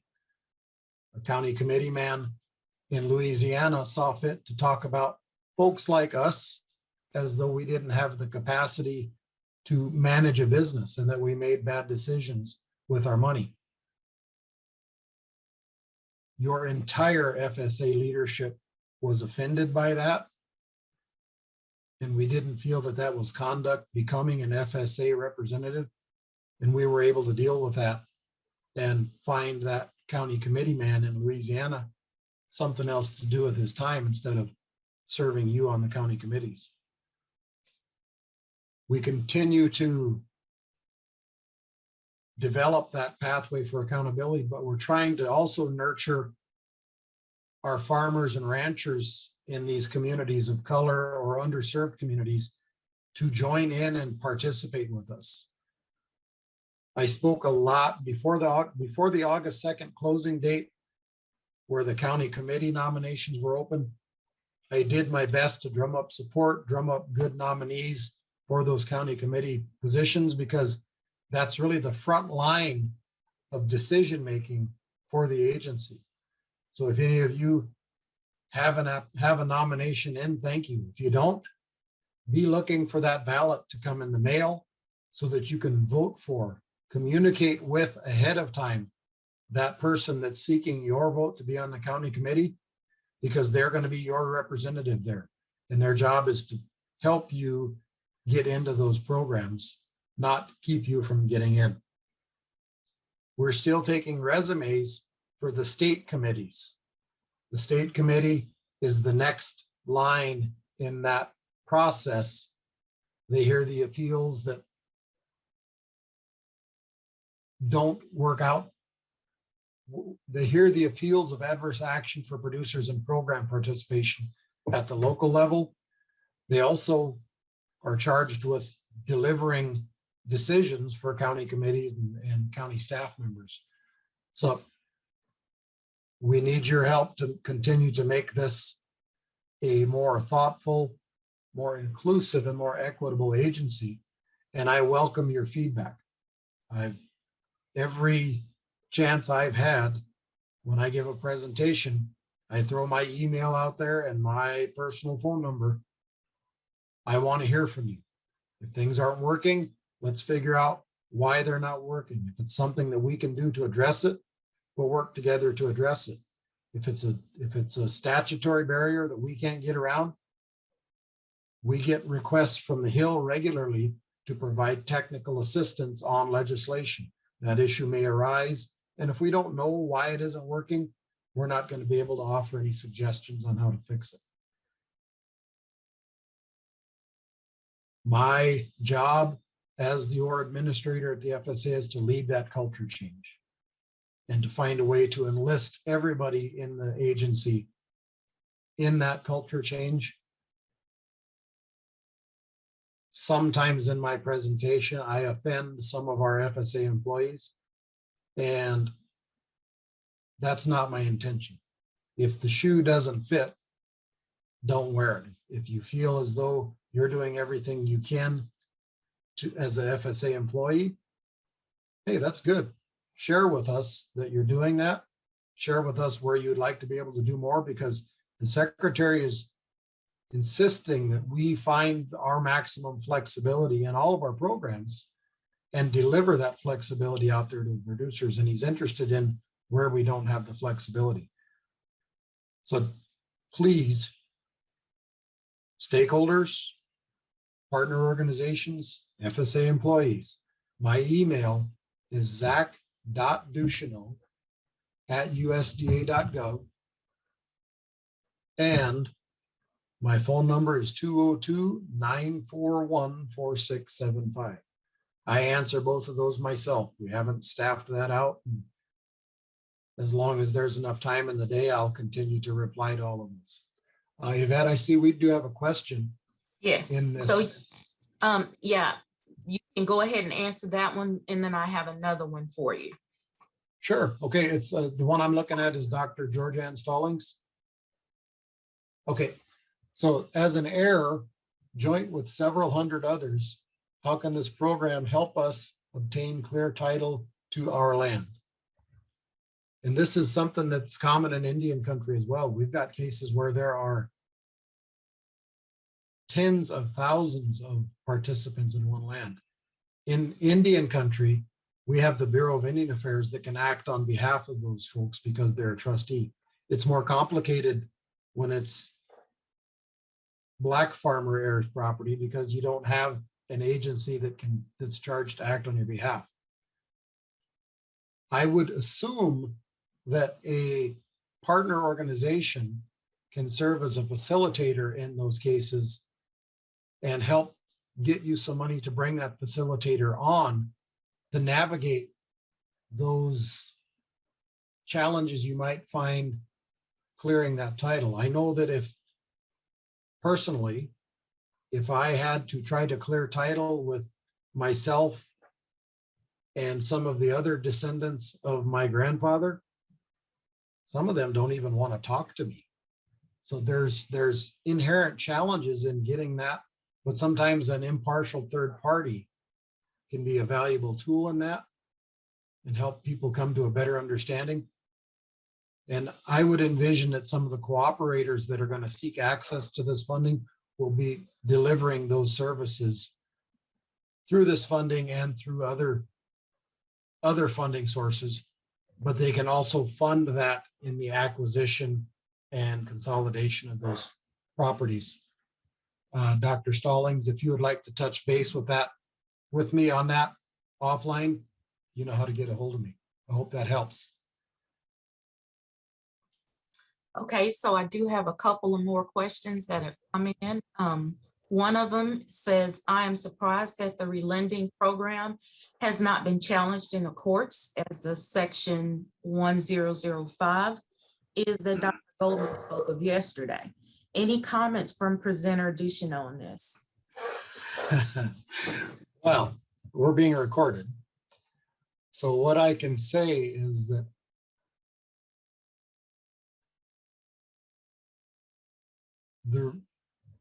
I feel that the heirs property relending program, because it deals with a unique circumstance, maybe won't be challenged in court, would withstand a challenge in court.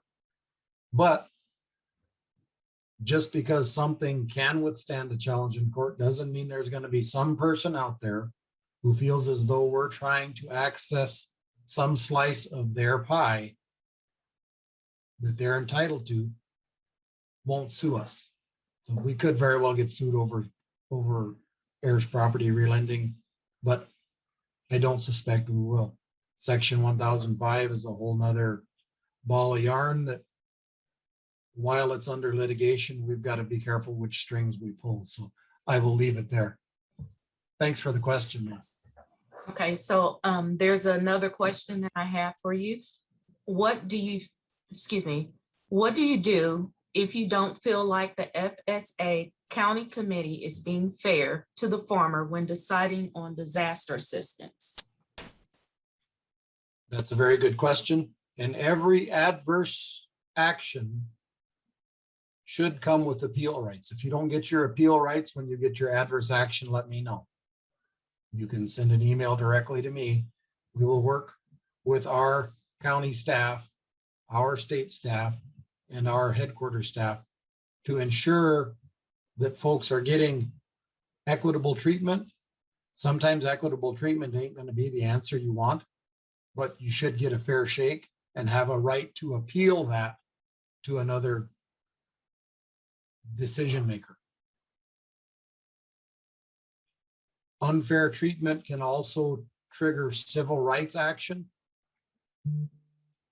As your administrator, I would encourage you to take that step, but I would sure like you to trust me to give it a try administratively before we go to the civil rights window, because that does kind of take it out of our hands in some cases. So if you feel that's happening, let us know. We will make sure that your administrative processes for appeal are valid and that you're getting a fair and equitable hearing, and we will try to work with you to resolve that. Good question. Okay, so there's another one here. Why is it that some states are able to use options such as paying property taxes but not clearing titles to get a farm number and others do not? So there are state laws. As a federal program, we have to be accommodating to the laws of a state. I don't know if that's exactly the issue.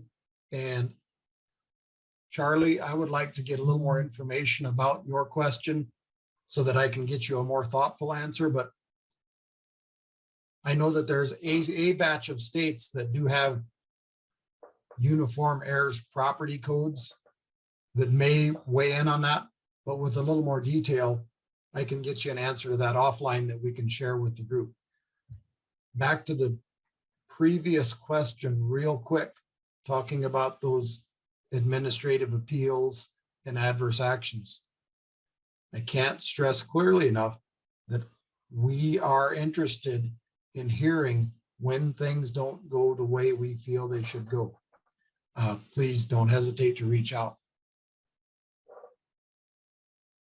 Charlie, I will get back to you on your question with a little more information.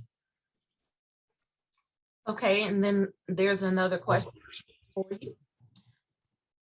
Recently read an article about difficulty of air property owners and their requests for hurricane and flood assistance from FEMA because of lack of clear title are denied.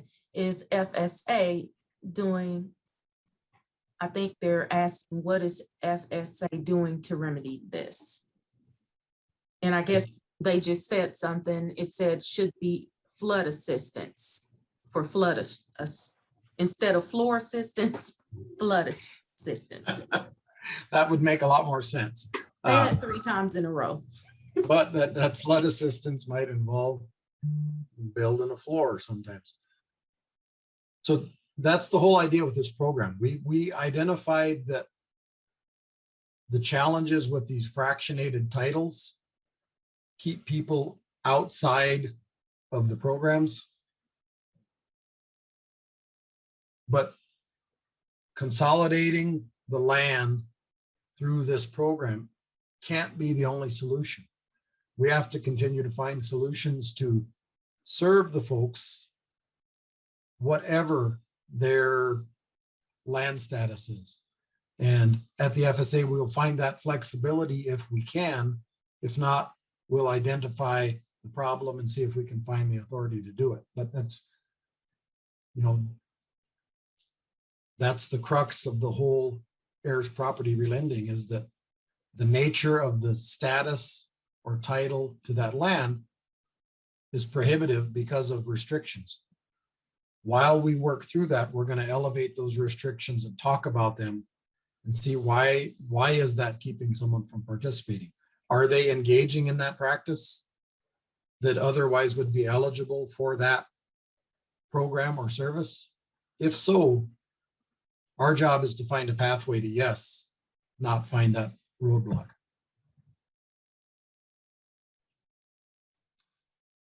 Okay. It looked like there is another person that would like the answer to Charles' question. So maybe either you can follow up with these folks, or maybe once we contact everyone post-conference, we can have a response for that, just for others who may be interested in hearing a response on that question as well. People are asking for your contact information, and Yep, I'm typing it right now. very good. Okay, and then the next question is, the biggest part of heir property resolution is attorney's fees and resources. Keep It in the Family, which is Arkansas's Sustainable Forestry Land Retention project or program, partnership with UALR School of Law. Can these lending funds be grants and the UALR partnership be restored or redone? So the funds in the heirs property relending program are intended to be relent. So it's a loan to that cooperator organization. They have to repay that to the department, to the agency. And they do so from the repayment of the loans from those heirs who they're helping consolidate land. We understand that legal fees are a burden. That's why we've built into the program the allowance of lending for the legal work, along with the acquisition and clearance of that title. We do have other grant programs where an entity could apply to do some of this type of work. There's also the opportunity for cooperative agreements under those grant programs. The Section 2501 program, operated through the Office of Private and Public Engagements, is a valuable tool for that. They can't fund legal services per se, but they can fund the advocacy that's needed on behalf of that person that would get them the legal advice they need. We can't fund lawyers to sue us, but we can hire folks to work with lawyers to help the producers.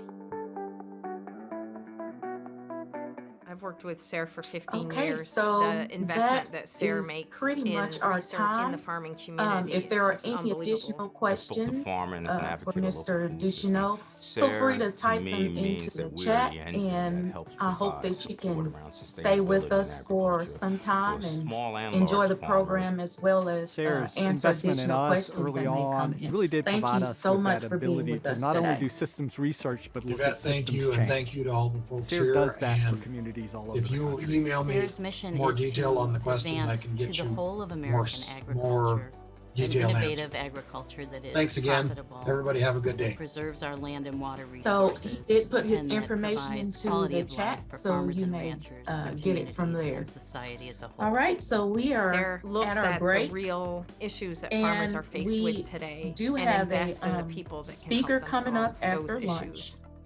I would say a That cornerstone is very of our grant-making approach interesting. is that You're farmers gonna and want to ranchers hear are this. central And to all so of the he grants is that we offer. actually from his the initial presentation is farmer-rancher being grants sponsored through by to the the larger Sustainable research grants. Agriculture So Research researchers and at Education. institutions need to have farmers and ranchers working with them And with so the we do idea have a video development, that designing we'd the like to show you research, during and the helping break. to And just as a communicate the reminder, research results. there will Sarah be really informational puts a lot videos of shown. emphasis on So the you're more impact. than welcome You to need stay show on. that your work is going to impact But if you what's walk happening on the away ground, what the from your farmers are doing station, in we the do field. ask that you Research come does back no a good few if it sits minutes on a shelf. We have an before education we're arm set and SARE to outreach that makes a restart, wealth of which is materials 11 available a.m. online, based We will be mostly on starting on grant time. research. So we'll see you back here in just a few minutes. Thank you. Thank you for joining us for the second half of today's session of the SFLR Joint Regional Conference. So our next speaker is J. Drew Lanham. He is a native of Edgefield in Aiken, South Carolina. He holds an endowed chair as alumni distinguished professor, and was named alumni master teacher in 2012. Dr. Lanham is a widely published author and award-nominated poet, writing about his experiences as a birder, hunter, and wild wanderer soul. He is the author of The Home Place, Memoirs of a Colored Man's Love Affair with Nature and Sparrow Envy. So it is our pleasure to have Dr. Lanham here today. He's going to talk to us about preserving your family's legacy through storytelling. Dr. Lanham. Thank you so much, Yvette, and good morning to everyone out there in Arkansas and wherever you might be. My name is Drew Lanham, and I'm here in the upstate of South Carolina, and it is my pleasure to join you this morning, almost noon, to talk about something near and dear, obvious to so many of us. And I will tell you, as I thought about this morning's message, so to speak, it came to my mind, and the requisite PowerPoint, a little bit of it that I might share with you at some point, but I think it's really important to impart the importance of story to this issue of land stewardship, of land legacy, of land ethic, and how we bring to fore the importance of inclusion in all of these issues of land conservation, and what it means for the Black community, but also maybe what it means writ large. So I think I'm going to dispense. I'll take this line. My students, by the time they get to me, have probably seen something on the order close to 10,000 PowerPoint slides. And I know how that can numb us to sleep. So I'm going to tell a couple of stories again that I hope will bring to light this issue of forest land ownership, of land legacy. The first story I'll tell, I call the Mims Place. I've changed the names of the characters in part to protect their privacy, but everything else that you will hear in this story is true. The second story I will tell will be a lot closer to home. It'll be the story of my home place and what I call sort of the trilogy among three siblings. So I'll start with this Mims Place, and I hope that I hope that it imparts to you some of this information about the importance of land. A lifeless gray form lay in the bed of brown pine needles on the shoulder of the dirt road, just inside the listing rusting gate that had long since lost its exclusionary responsibility. Resting underneath a fruit-heavy dogwood and within sight of the ruins of the old homestead's foundation, the dead deer's neck arched awkwardly, but yet gracefully in a way that it never would have in life. The scarlet dogwood droops hanging above the little deer were the same color as the spot of blood oozing from her fatal shoulder wound. It was a familiar still life that I'd been a part of as a hunter many times, finding the results of a well-placed shot embodied in the final repose of death. Here, though, it was not my doing. The dead deer lying in the warming shadows of the early October morning had died at the hands of someone who wasn't supposed to be here. Still alive, the yearling doe looked as though it had probably died just moments ago, its eyes still reflecting the world outside, but the internal glint that flickers in living things was now fading, clouding over to never see these woods again. In this part of the world, dead deer lying on the side of the road are not uncommon. In fact, during the fall, it's expected as the rut pushes bucks to chase and does to run, sometimes into oncoming traffic. The carcasses of the road kills are often twisted and broken from the collisions. On the open spaces of the highways, the vultures find them quickly, but there was no danger of driving fast enough to kill anything on this little road that was more trail than anything. Hidden as it was, no vultures had found the immovable feast. The dead whitetail was an odd prelude to reanimating a piece of land that had been largely forgotten by the ancestors of the Black folks who'd once treated the same ground the doe had. On one of those beautifully crisp autumn days that defined the season, I'd taken a Saturday away from tailgating or sitting in my own deer stand to spend the day walking the woods with a father and son who wanted to learn more about the land they call the Mims place. As the three of us wound our way from Seneca on two-lane back roads through storms of falling leaves and small towns with odd names, Slabtown, Pelzer, Moonville, to the southern corner of Greenville County, we talked about the land legacy that they wanted to save. Dr. Enoch A. Mims and his 30-something-year-old son, Adam, both successful businessmen, had set the day aside to reconnect with the legacy that this place held for them. A part of place is the passion of the people who claim it, and Dr. Mims had been a meticulous nurturer of the family tree, tending its roots and branches in an attempt to make sure the whole body survived. The elder spokesman of his family, Enoch, as he insisted I dispense with the doctor stuff, is a respected community leader who holds significant sway in the local political goings-on. Enoch is in many ways typical of the African-American rural landowner, absent from the property he holds deed to and disconnected from it by decades. He'd not visited this property in almost 10 years, and his son, now 30-something, had never set foot on it. As one of the most successful Black entrepreneurs in the area, Enoch had more of the local history underneath his blanket of graying hair than most would ever know. Never slow to give his opinion when he talks, people do tend to listen.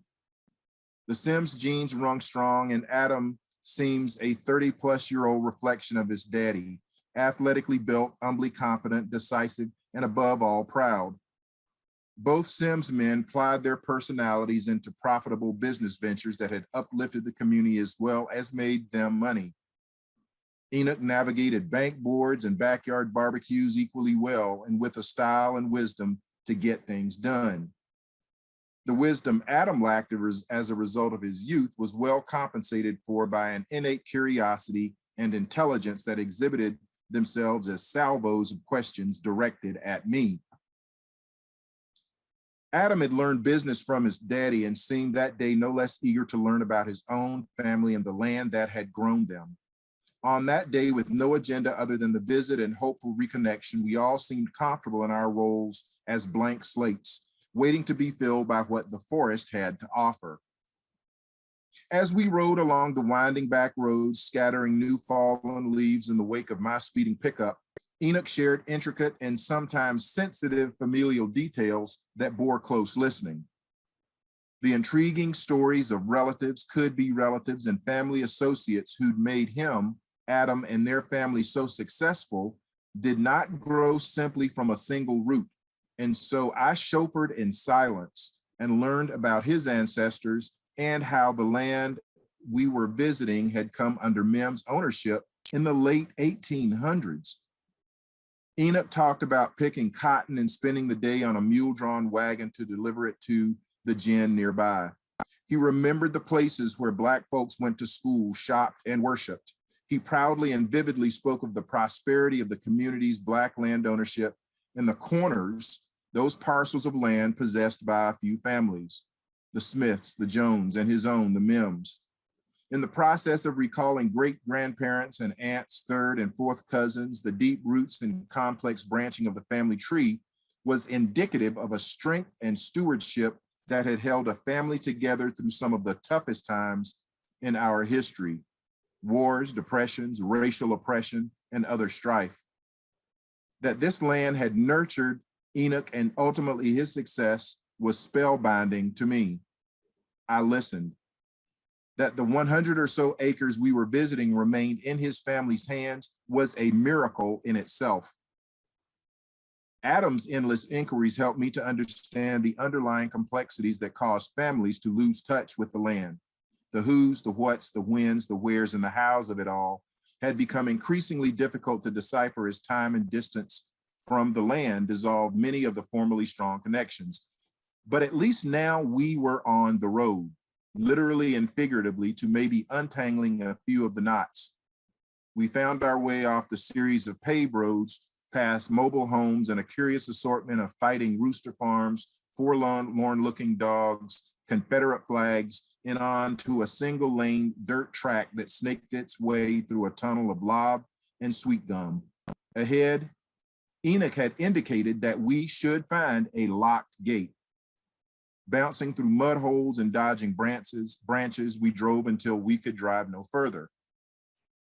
What stopped us was not a gate, though. Instead, the pilgrimage was brought to that abrupt halt by the stark form of fresh death, the unmistakable organic form of something lying there that should have risen and bounded away with our intrusion, just lay there, dead. As we rolled past the little deer's corpse, our attention turned suddenly from the doe to a dark blue Dodge truck, a dually, parked just ahead of the gate on the side of the road, about 50 yards from where the doe lay. The wide hip truck that the good old boys drive seemed new. Absent the requisite Confederate flag or Hunt Club crosshair decal, the huge truck stood out like a shield dinosaur in the middle of the woods. It was obviously something that did not belong here. As we pulled forward, a stockily built white man, clad head to toe in camo, emerged from the front of the vehicle. Obviously surprised, he threw up a hand and moved awkward toward us. Shocked, incensed, maybe frightened to have his day interrupted so boldly by someone coming into a place that in some ways he'd taken for his own. He was still holding the rifle he'd probably poached the doe with. He'd been caught, hands no doubt recently red with the doe's blood. My mind switched back and forth, adding up death and trespass. From my calculus, recently sharpened by the conversations with the Mims about land ownership and the way that some tried to disrespect it, I put it together and came up with healing. The that lay in the such a fine Saturday morning had been killed by someone who did not belong here.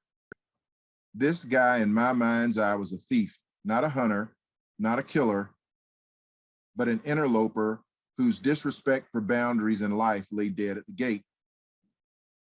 Walking towards the back of the truck from the driver's side, he was clumsily fiddling with his rifle and, fortunately for us, unloading it. At one point, his nervousness seemed to get the best of him as he scraped the gun's barrel against the truck bed. Checking the rifle and then the shiny truck for damage, he finally spoke. "Damn, how y'all doing this morning?" The greeting was tinged with a politeness that was obviously meant to hide his guilty hand. Good, I replied dryly as I half threw up my hand in a minimally cordial gesture of Southern civility. I'm Dr. Drew Lanham, and this is Dr. Enoch Sims and his son, Dr. Adam Sims. I made sure to drop every title I could. What's your name? I asked. He sputtered. Daniel Crosby. He now stood at the driver's side of my truck. He looked oddly familiar, but maybe I just melded all types into my memory. I've met plenty of them. I'd once seen a truck with a hunting decal on the rear window that said, "If you post it, we'll hunt it," encircling a stylized rifle scope's crosshairs with a buck centered. No doubt about it, there are certain people bent on crossing legal lines, and Daniel Crosby was one of those people. The blatant disrespect of such a thing burned me deeply. I'd been dealing with trespassers and poachers on my own family land for years, and this guy just brought it all to a sudden boil. A hunter myself, trespassing and poaching give others who obey the law and practice fair chase a bad name. Even though we weren't on my land, I took these intrusion personally. I recorded his name in my little notebook, not just for me, attempt to let him know that his identity could and would quickly be retrieved and reported if the trespass and killing happened again. As I wrote, the elder Mims quickly took up where I left off, maybe sensing that whatever anger was roiling up in me needed a minute or two to cool down. Did you kill that deer back there, son? Yes, sir. I killed it on the road on the way in here. I wasn't even gonna hunt in here because I remember you saying something about cutting some timber out of here. So I was just back in there to see if it was still worth hunting. Do I know you? Enoch pressed. Talking across me to the elder Mr. Dr. Mims, the hunter drawled, more half stammering. No, sir, I don't think so. And then in the next breath, before the first lie even had time to cool down, he added, but I've been meaning to call you. I lost your number and never could find it. He was a trespasser, a poacher, and a really bad liar. I think I remember you now. You called me about this time last year and I sent you a form out. Well, I haven't heard a word from anyone about hunting back here since then, Dr. Enoch said sternly, looking straight ahead beyond the interloper's excuses and guilt. And you shouldn't be hunting here without my permission. Yes, sir. Well, like I said, I lost your number and all, but your mama had said I could hunt. So, and you know, that insurance that y'all was talking about is so expensive. They say if you belong to some association or another, it's cheaper, but it's still way expensive for me. Dr. Mims' mother was almost 100 years old and may have at one point okayed the hunter's request. Like so many Black folks who simply give the nod to let hunters or unscrupulous timber buyers have free reign to harvest the bounty of their land for much less than it's worth, she thought nothing about the value of trees, white-tailed deer, or hunt leases. And since she'd been in a nursing home for almost 6 months and turned the responsibilities for such matters over to her son, the details of any such agreement had unraveled. That Enoch had exercised enough foresight to at least require a lease agreement and liability waiver showed that he understood something about the importance of managing a family's natural resources. There was an awkward silence between the two, and I interjected. Dr. Mims is talking about the Woodland Landowners Association lease insurance, Mr. Crosby. Crosby confirmed. Yes, sir, I believe that's it. But for all the sudden honesty, it was uncomfortably clear that he was in the wrong. And caught as he was, the dead doe lying there and now twisting himself up in contradictions, he made a final pitch to keep the land on his hunting list. But it was apparent that Enoch, more than perturbed by his intrusion and maybe insulted by the excuses, was not about to yield. Well, no, Mr. Crosby, I never gave you permission since you never signed that liability agreement, so I'd prefer you don't hunt back here anymore. There's an old well around here anyway you could fall in and get hurt, and that would put me on the hook. Handing Dr. Mims a business card, the hunter asked, well, if you will, just let me send you my information and maybe you can think about it.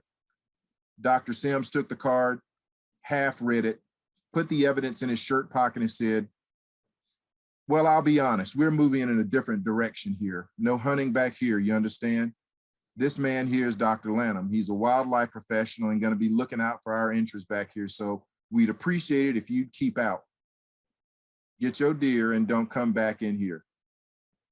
All right, Crosby stammered, stepping away from the truck as we pulled forward. Enoch didn't say much more about the hunter other than he felt we'd probably run into him. He knew he wasn't supposed to be back here, Enoch said. I knew then that caught like he was with a name, address, and maybe reputation to protect, Crosby would likely never hunt the Mims place again, at least not legally. He made his way to the truck and backed out, loading the stiffening body of the doe in the truck bed. I pulled my pickup a few hundred yards from the encounter and we got out, donning fluorescent orange vests and caps to keep us safe from any other potential trespassers who might have made their way into the property. There was no script to this day other than to be out here with folks who were trying to regain something on the edge of being lost. This was to be a divination, like finding a spring with a willow stick. We would take a walk in the woods to discover and connect to things seen and unseen. And so as we hiked into the forest, as questioning began. So, Dr. Drew, why would I not just cut all these trees down? I mean, what value does this land have that would keep me from just selling all of it? This was the nuclear option that so many Black landowners across the Southeast have chosen to exercise. Liquidate the land, timber, wildlife, and whatever legacy that might be left. But this time, this family was looking for something more than a quick turnaround and a way to keep the century-old tie to their place of the Piedmont intact. And for the first few hundred yards of our walk, it was not easy to see much of the value in this scraggly, struggling stand of pine and hardwood that were begging for the liberation of a judicious thinning or the cleansing sweep of a prescribed fire. But as the three of us made our way deeper into the track, the struggling trees soon gave way to a thriving hardwood forest. We were standing in the midst of something that used to be so ordinary that most folks simply took it for granted. Above us, the rustling canopy held on to the rusty remains of chestnut.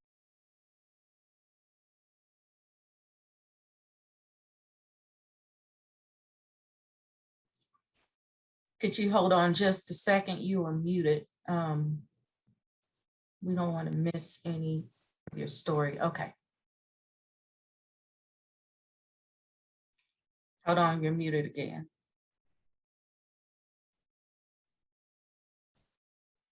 How about that?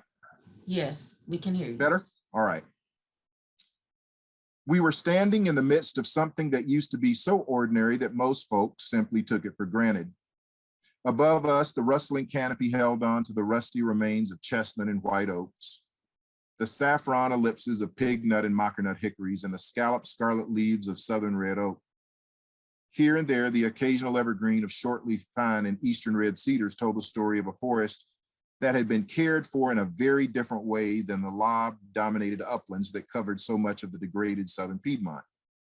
That the dominance here grew so straight and so tall meant that special consideration would have had to be given for not just taking the best and leaving the rest.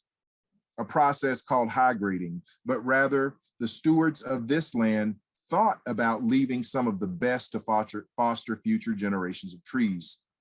They were, in effect, practicing sustainable forestry long before folks called it that.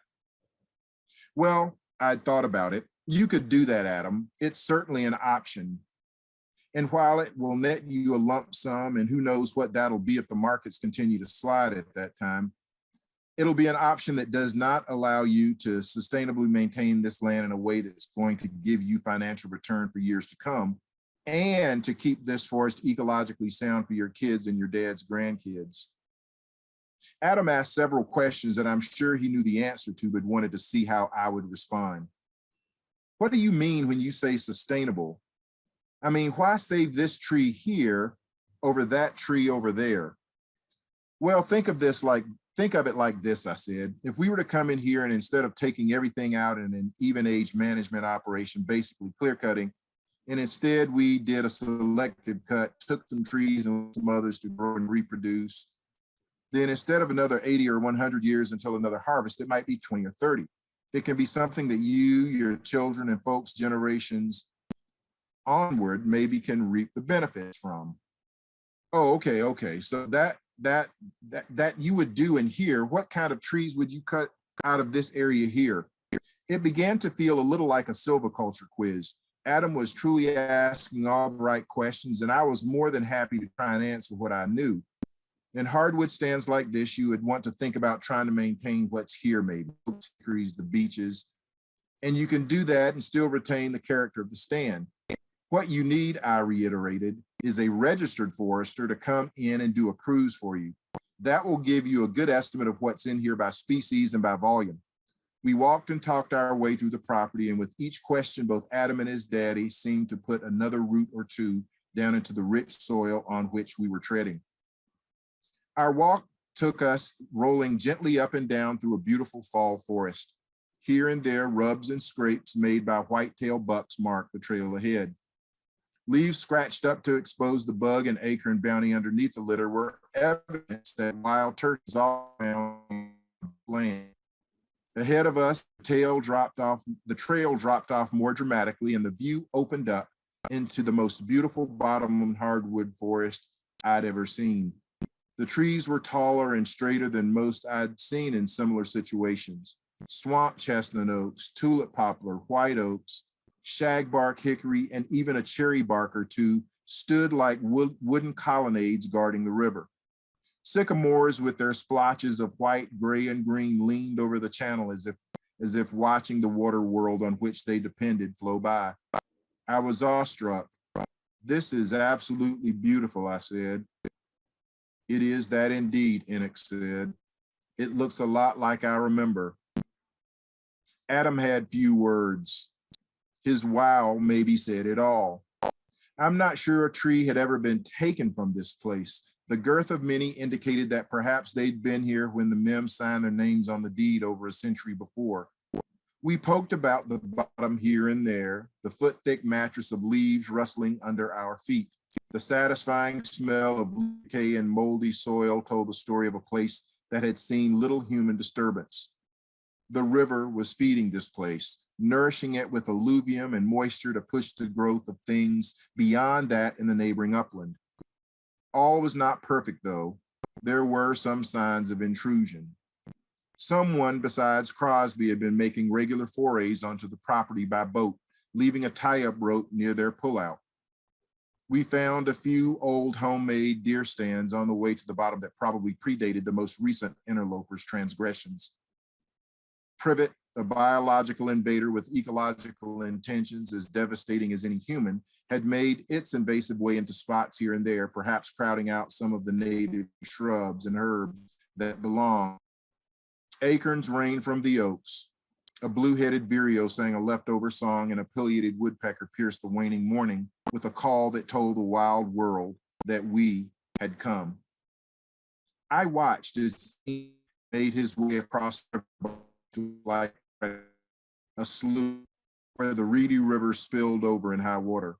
As if some tree canopied and leaf-strewn time, he was in this trance and began to remember. "My granddaddy used to bring us down here to fish," he said, picking up a dead branch lying on the ground. He began replaying things he probably hadn't done for more than 60 years. "We'd take a croaker sack, an old burlap bag, and we'd hold that sack under the water next to one of these stump holes, like this one here. And Granddaddy would jig that stick around in that hole, and we'd catch the fish in that sack, mostly brim and catfish, As the elder Mims illustrated the old fish catching technique with the stick in one hand and a couple of young holly trees he planned to transplant in his yard back home in the other, it became clear to me that the trip back here for him had also become a trip back in time. When we got back up to the house, Dr. Mims said, Grandmommy would fry up those fish, boil some beans or peas, and cook a pan of cornbread, and we'd have some good eating. It was clear from our conversation that the connection between Dr. Mims and the land had never been lost. In that moment, watching him relive the fishing with one hand and nurturing the little trees in the other, it was like watching him hold on to the legacy of the land while nurturing a future to come. I knew in that moment that if his say-so was to be the rule, the land would never be lost and the connections would never be in doubt. That so much doubt remains elsewhere across the community of Southern Black Americans and rural land ownership is in question is why we were here in the first place. My own family history is a part of the land conservation disconnection many Black folks have experienced in the South. Sadly, even though Black Americans comprise significant proportions of the populations in most Southeastern states, we comprise a diminishing proportion of the landowner class. The Southern soil, whether by force or by choice, courses through the veins of most Black folks with roots anywhere in this country. Beyond the bitter memories of injustices and hard times on the land, there's an unspoken and unwritten but universally accepted Southern maximum. If you own land, you have a chance at owning some power. Rural landowners often hold significant sources of sustainable wealth and power that can dramatically increase their qualities of life and ultimately of their communities. Land rich and cash poor, Black folks in the past have often divested themselves of the wealth potential that lay in the soil, that grew in the trees, that flowed in the water, that ran wild in the wildlife. Perhaps the memories of working the land for so long and so hard with no reward to show for it pushed many away. And with the northward migrations of millions away from the rural South over almost a century, much of the Black-owned land was simply abandoned or left to languish in delinquent taxes, mismanagement, and heirs' property disputes. For the Black diaspora, the disparities in rural land ownership have become epidemic, with financial assistance disproportionately apportioned to white landowners and federal subsidies awards tangled in the good old boy system where the same white faces get money to grow longleaf pines and let brambly hedgerows grow for the benefit of bobwhite quail. For an ethnic minority that has lost or otherwise been divested of rural land and the empowerment that natural resources management offers, regaining these connections are critical. As rural residency, farm ownership, and land stewardship relationships declined among Black folks, a significant proportion of the Southeastern populace also lost the potential economic, cultural, and ecological benefits tied to natural resources. None other than Booker T. Washington, George Washington Carver, and Aldo Leopold each told us in his own way that disconnection from the land would spell the end. I would like to hope that it's not too late to heed those warnings. Although the current declining trends in land ownership patterns would indicate that we should expect further declines in the statistics as disparities in health, in education, in economic status, and justice further alienate many Black Americans from a rural land base and the benefits associated with natural resource management, the reverse migrations now taking place out of major urban centers in the Northeast and Midwest may provide some opportunity to stem this tide. As each generation is further removed from the land, a significant portion of the socioeconomic empowerment and ecological wealth will be lost. If those returning to Southern roots can at least understand that rural land has ecological and social value now that might salve bitter memories or provide sustenance beyond the immediate gratification of the dollars from unethical timber buyers or poachers who promise to pay but steal instead, there is still hope to revive the color on the land and that will sustain. Walking land, touching soil, breathing air, or listening to birds sing is not an exclusive privilege afforded to any race or socioeconomic class. It is necessity, not an option. Because these lands are not islands, because they don't know the difference between Black and white, the landscape as a whole may also suffer from this disconnection. As I watched the Mims family reconnect with each step, I wished for more Enochs and more Adams to take the first step into the woods and fields they own. As Enoch came back to the day from his fishing memories, he began musing about the importance of keeping the family's home place intact. Adam, meanwhile, had wandered over to the river and foamy from recent rain, gurgled and churned over sandbars and curled around fallen leaves on its way south to eventually dump its contents into Lake Greenwood. Looking at the untamed nature of the river here, I thought about its domestication by the urban and suburban sprawl to its north and the algae-choked confines of the man-made lake to the south. I imagine the stretch that bordered the Mims place as one of the last vestiges of a once great thing lying between things at the other extremes. A few years earlier, as oil from a pipeline had spilled and killed, the Reedy seemed on its last legs, another river on the list of waterways with little left to give. The millions of dollars in settlements to landowners and municipalities from the corporate entity deemed responsible couldn't fix the damage, but that day, the song of water and the caress of the slight breeze put most of the bad in another place, way in the back of my mind. The poacher and the dead doe were maybe necessary preludes to what had happened that day. I made my way over to Adam, careful to respect his space. The questions from him had ceased for the moment, and in their place an internal inquisition. Adam, like his daddy, was someplace else, far away, but never more present than in this moment. Man, Drew, did you see this? I mean, look at this, Drew. This river is absolutely beautiful, man. As he stared at the muddy, foamy water passing by, he fixated on the reflection caught in the river's eddy. It was a mirror of sorts, reflecting the river's travel, the sky's shelter, and the bare bones of the sycamores in audience with us.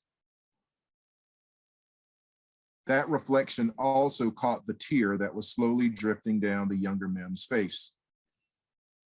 Man, we can't let this go, Drew. I mean, this land, it's my family, man.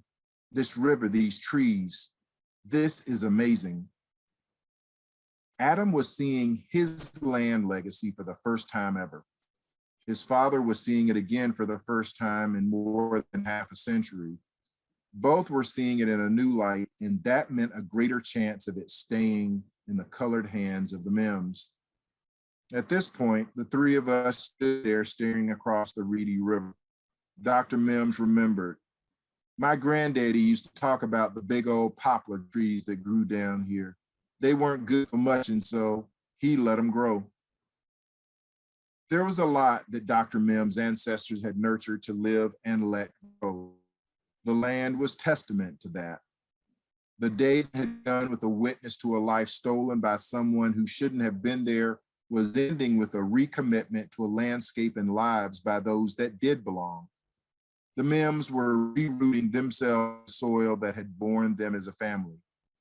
The elder and the younger were reunited across generations and bound now by more than just blood, but by a legacy as thick as the alluvium on which we stood. So that's a story.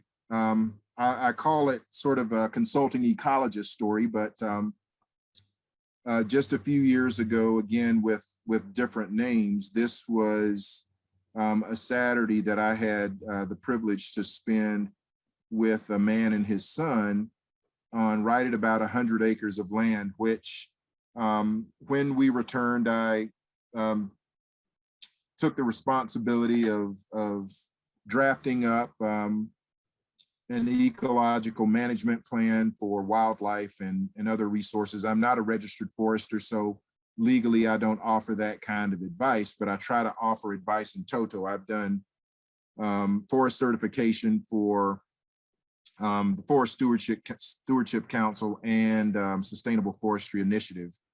So I'm well versed in as a consulting ecologist. But the satisfaction came in seeing the rest of the family's involvement. Another family member who was for sort of taking all the timber off the land began to pay closer attention to it. I took another walk with them. This man's questions were intense.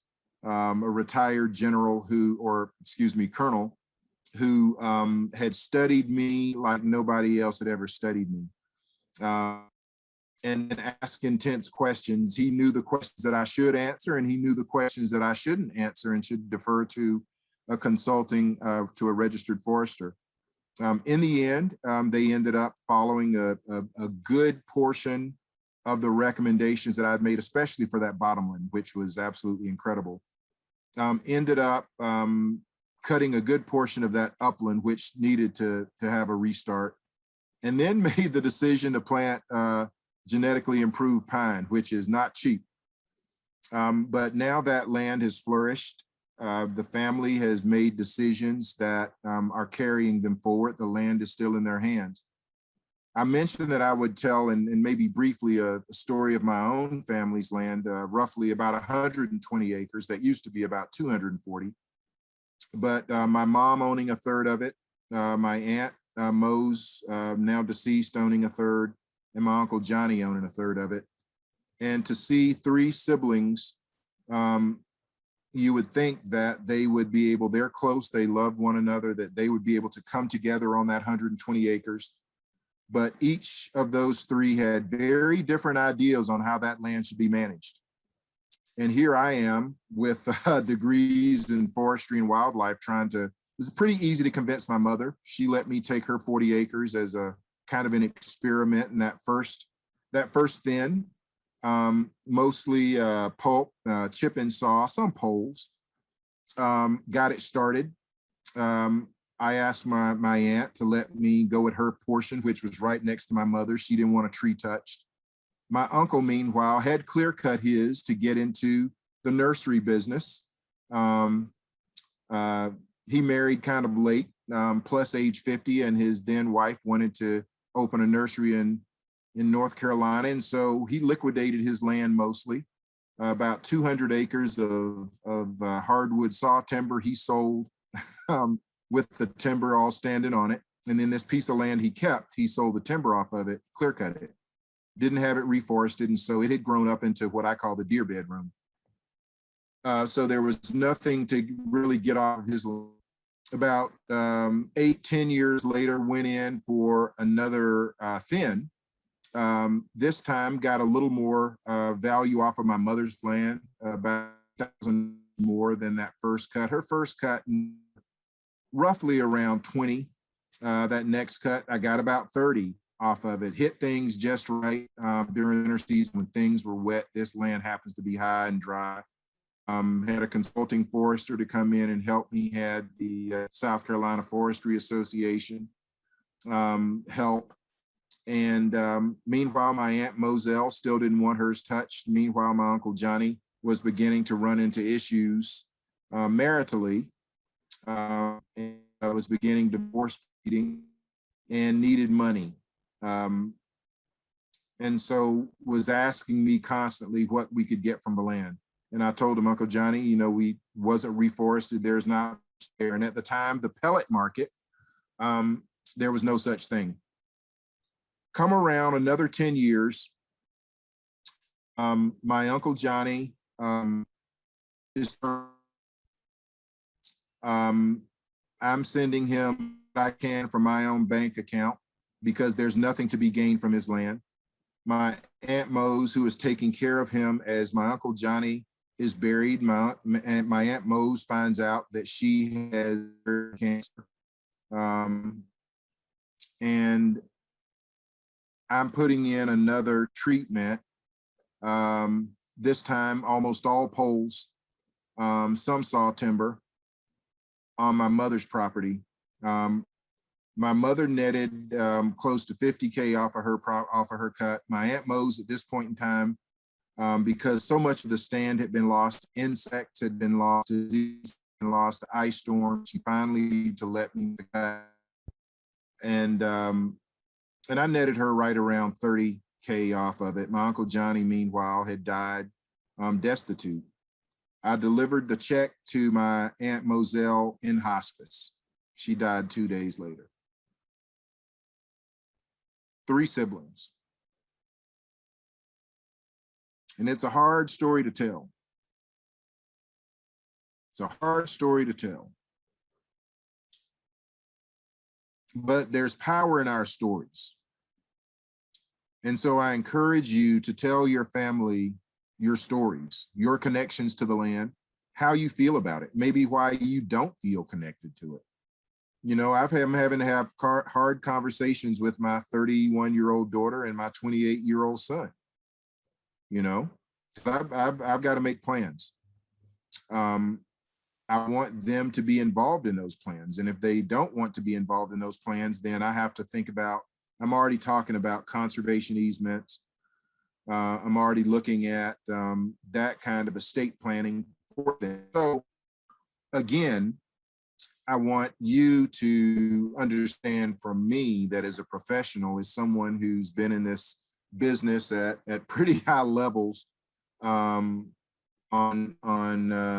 corporate land and looking at how different corporate entities manage and having say in whether land gets certified or not, that the hardest job I've ever had is talking to a family member about land.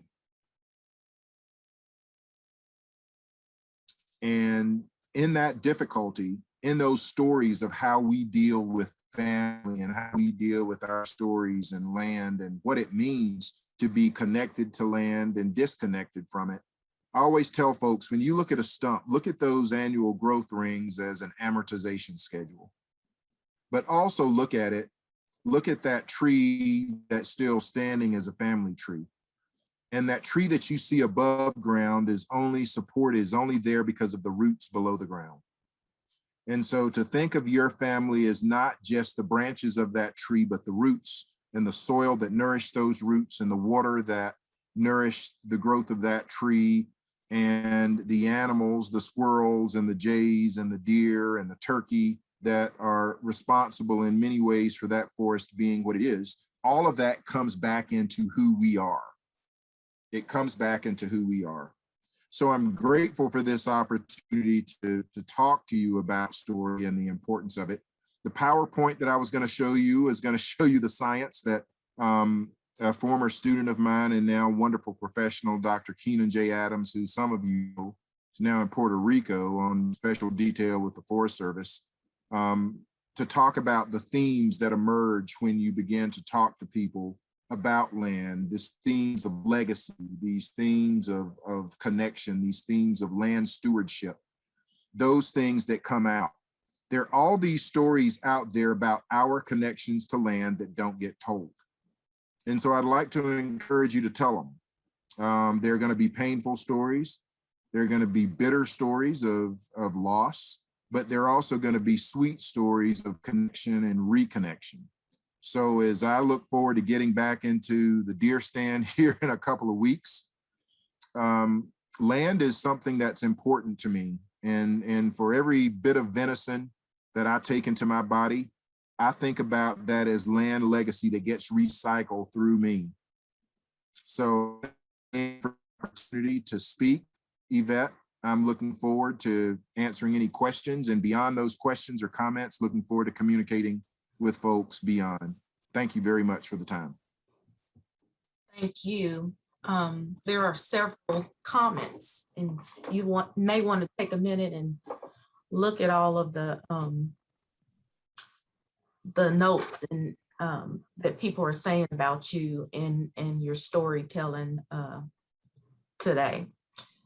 We do have a question. It says, is the story published? No, not yet. I've been trying to figure out where to send it. It's kind of long, and I'm always, this is only maybe the second time I've kind of read the story, but it's not published yet. I'm hoping to get it out there in a format that people can access it and that they can use it. I'd also like to just hear stories from folks of what their connections are. One of the things that I'm noticing, Yvette, I was watching a commercial the other night, and there's I'm not going to name the company, they don't pay me, but it's green and yellow, their equipment is. And it's a commercial with a Black man on that tractor, talking about nurturing land. So, I think that the stories that people are beginning to pay some attention out there. And so I think the time is right. I know things aren't perfect. The less than desirable settlement. But I want to urge people to continue to tell their stories. Tweet your story if you have to. If people don't have time to sit down and listen to you over barbecue or sweet tea or something healthier than that. You know, make sure you write down what your desires are. Make sure that you think about your family. Again, I'm about to have a difficult conversation with my adult children. Maybe I shouldn't say difficult, but it's always difficult to talk about things beyond you.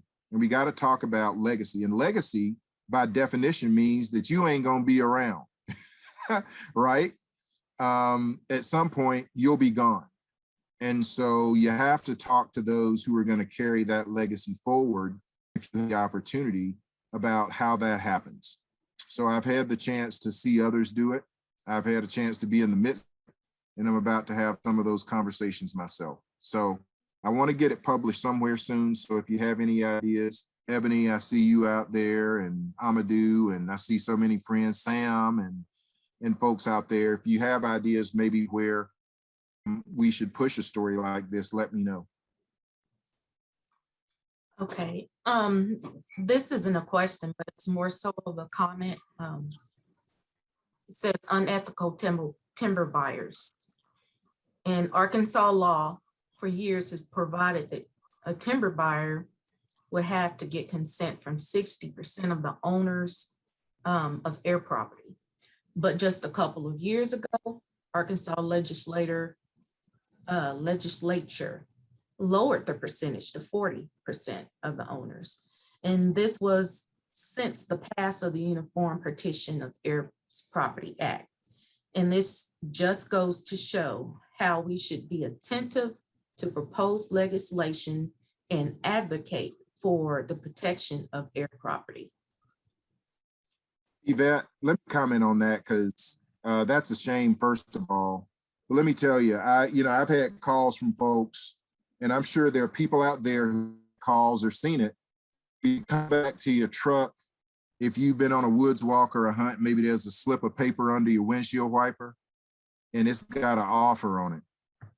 And maybe, or somebody knocks on your door because they've been searching records, and this happened in my family. They come to the door, and they got an offer on it for, $40,000 for that timber, right? And it's a lot. It's a lot of money, more money than a lot of people.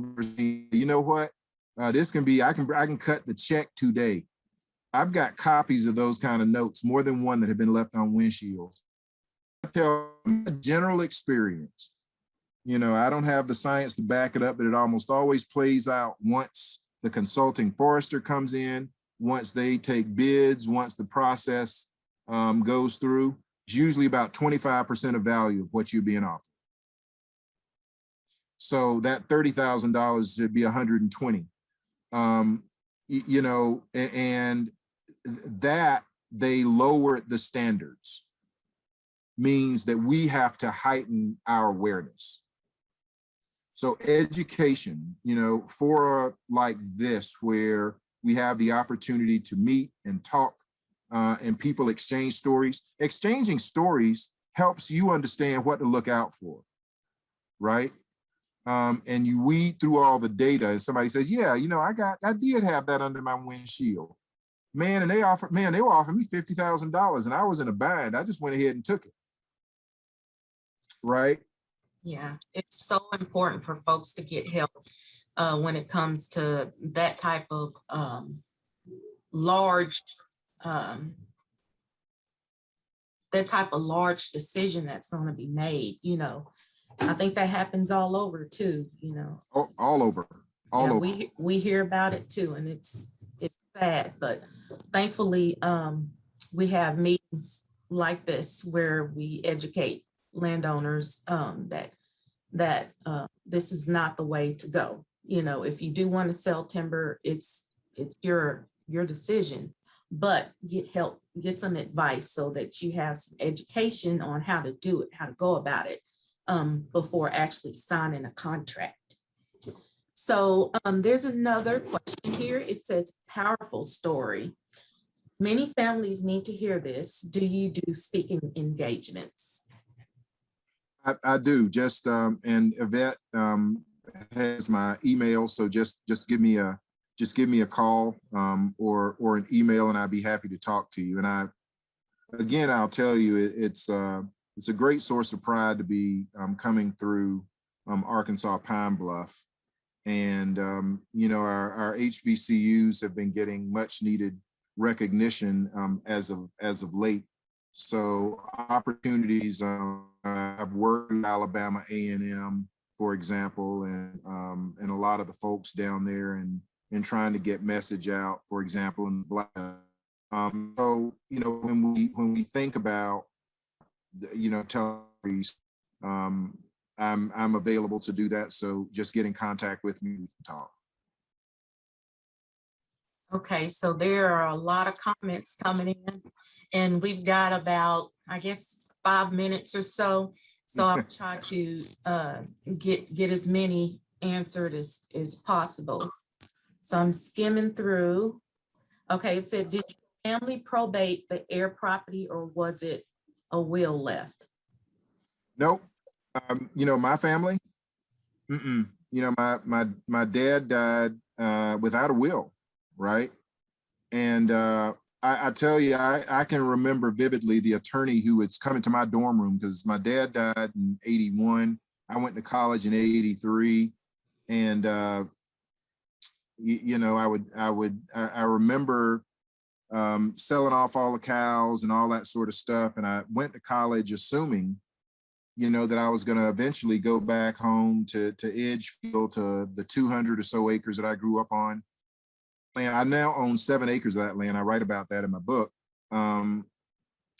But the people who ended up cutting that timber, they never, it's like they never what a best management practice was. The timber that they didn't haul out, they pushed into the creek where I learned to fish. So, you know, that was my first lesson. And I tell people, for me, it's not an academic exercise. This is personal, highly personal. So I have a will. You know, the conversations, my mother has a will, you know, the way that I'm managing the land in 96 South Carolina now, the 80 acres that I have, that I co-own with my mother, you know, managing that in a very different sort of way, thinking about conservation easement if, you know, if I have to, but allowing, you know, my children to come in and manage the land and have proceeds from it. So it's complex, but there are people out there to help you. But you need to list what your desires are. You need to be able to see forward, right? You know, one of my biggest joys is going down in the bottom in 96 and finding as much cherry bark oak as I found. And I'm partial to cherry bark.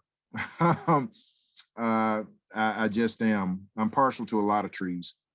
But finding that the way I found it, finding the little oak glade on the property where I'm going to go in and probably reforest to short leaf, and see what I can do in there to get some pine woodland established, because I want back on that land, not because I want to hunt them, but just because I like hearing quail whistle. And I'll continue to deer hunt it, you know. That's part of the way that I get my Whole Foods, from that Whole Foods market. The legal issues I'm trying to do better at, but it's complex, but also trying to get help from people who are willing to help and who have in mind legacy being kept and not being stolen or given away. So we've got about 2 minutes left. Are there any call to action that you would like to share with attendees today? Yeah, the call to action is to not run away from legacy. A lot of that legacy is bitter, right? I tell people, you know, when you go into a forest and people are talking about, yeah, you know, I love that tree. Well, some people look at swinging from trees for recreation. Other people know that they may have hung from trees because of hate. And so we have to think about sort of the dual, the way we envision forest, but we also have to think about what we put into soil, what we have put into the land, and that what we have put into it, we need to reclaim. I tell people, I'm not waiting on reparations. I'm grabbing mine, I'm growing it by annual rings. And I'm not waiting on anybody to treat me like I need to be treated. I'm taking my treatment. And sometimes I take that treatment in the pre-dawn when I'm up in that deer stand. I can take it by those load tickets that I know have been managed sustainably. And so take ownership is my call to action. Take ownership, take stewardship. Thank you so much. Many would agree today that your stories have been powerful and you have a way of telling your story. And I also like that you encouraged others to tell their stories, because many people on today, or many of the landowners that we work with, they've had their land and their family for generations. And so with that comes a lot of historical information that the family need to know about, so that they know how valuable that land is and will be determined to hang on to it. So we thank you today for being with us. If you would please make sure that you check the chat box and read all of the comments and questions to you. And I believe you also have access to the question and answer box. There's a question there for you as well.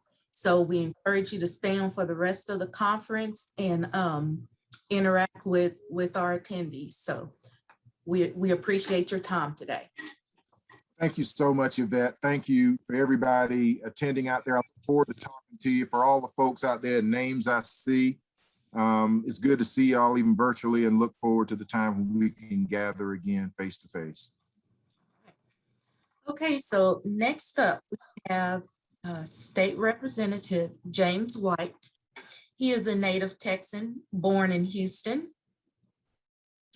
He graduated with honors from Prairie View A&M University in 1986 with a Bachelor of Arts degree in political science. In addition, he completed his doctorate in political science at the University of Houston. He is an Army veteran and public school educator.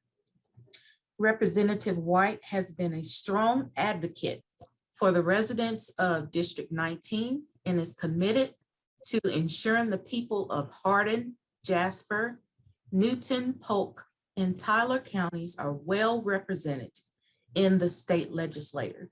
So Representative White, we thank you for being with us today, and you have the floor.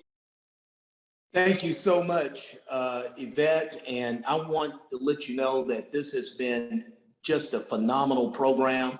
Almost wish we could do it every day, right? A lot of great information, a lot of great context. And so with that, you know, when I think about these words, sustainable and retention, these are very powerful words. I have to say it myself. I'm extremely honored to represent my fellow Texans in Polk, Tyler, Jasper, Newton, and Hardin counties, to include the sovereign tribe of the Alabama Coshada. My district does feature one of the two federally recognized tribes in the state of Texas. The Alabama Coshada are located in Polk County. The other tribe is located way on the other side of the state in West Texas, in El Paso. So we have a very special love for the Alabama Coshada. They have a great legacy in East Texas. I have to also say I'm extremely proud to be a graduate of Prairie View A&M University. Just excited about the leadership of President Ruth Simmons. She has a very high energy academic agenda, and Prairie View, and in fact, the entire Texas A&M University system is immensely better because of her leadership. When I look at Prairie View, sort of wants me to think about going back to Prairie View and starting all over and being an undergrad again. Okay, it's that dynamic and outstanding what's going on the campus. I may consider doing that if I just don't have to pledge Omega again. Okay, so with that, this is a great time to be in Texas forestry.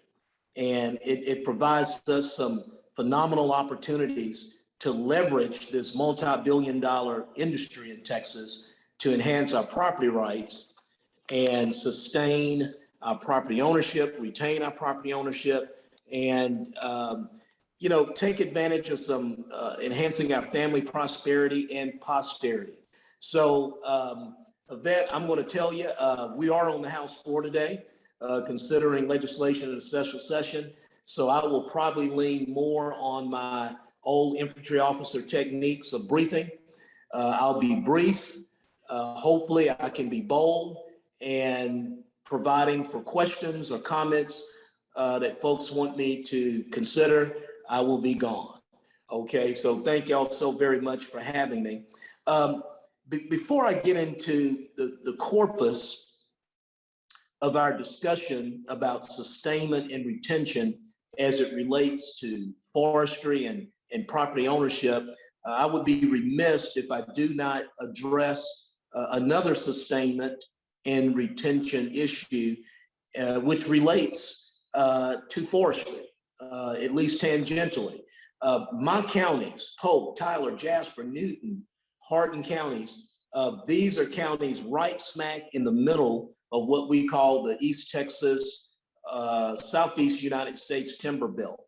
My 5 counties generate some of the highest receipts when it comes to timber. And going through this period of this COVID pandemic, we still want our vaccination rates to kind of catch up with some of these timber receipt rates as well. So just want everybody to know, I know there are many people, if not everyone on here that knows this, but we know we're going to have other people watching this into the future, especially in the near future. COVID is a sustainment and retention issue. It is a real serious issue. And we're encouraging all of our folks, especially in the timber belt. This is a part of the country, a part of the state that does not often have the level of medical care, provider care that other parts of the state, other parts of the country have. So we have to focus on prevention. And that prevention leads us to having, very good diets, exercise, and working with your medical provider that you trust to consider the vaccination, which has proven to be very effective, along with all the other prevention techniques like social distancing, great personal hygiene. So I wanted to put that out there because too many of my constituents, and I think right about now with all the stuff that we have on the table right now, too many of my constituents here in the timber belt are not first sustaining their own life during this pandemic. So with that, again, I want to say how excited I am that Prairie View A&M is hosting and monitoring this forum based on a lot of the commentary, that I have heard and considered yesterday and through today. Really what we're talking about here is cultural competence. Cultural competence. I'm a military veteran, all right?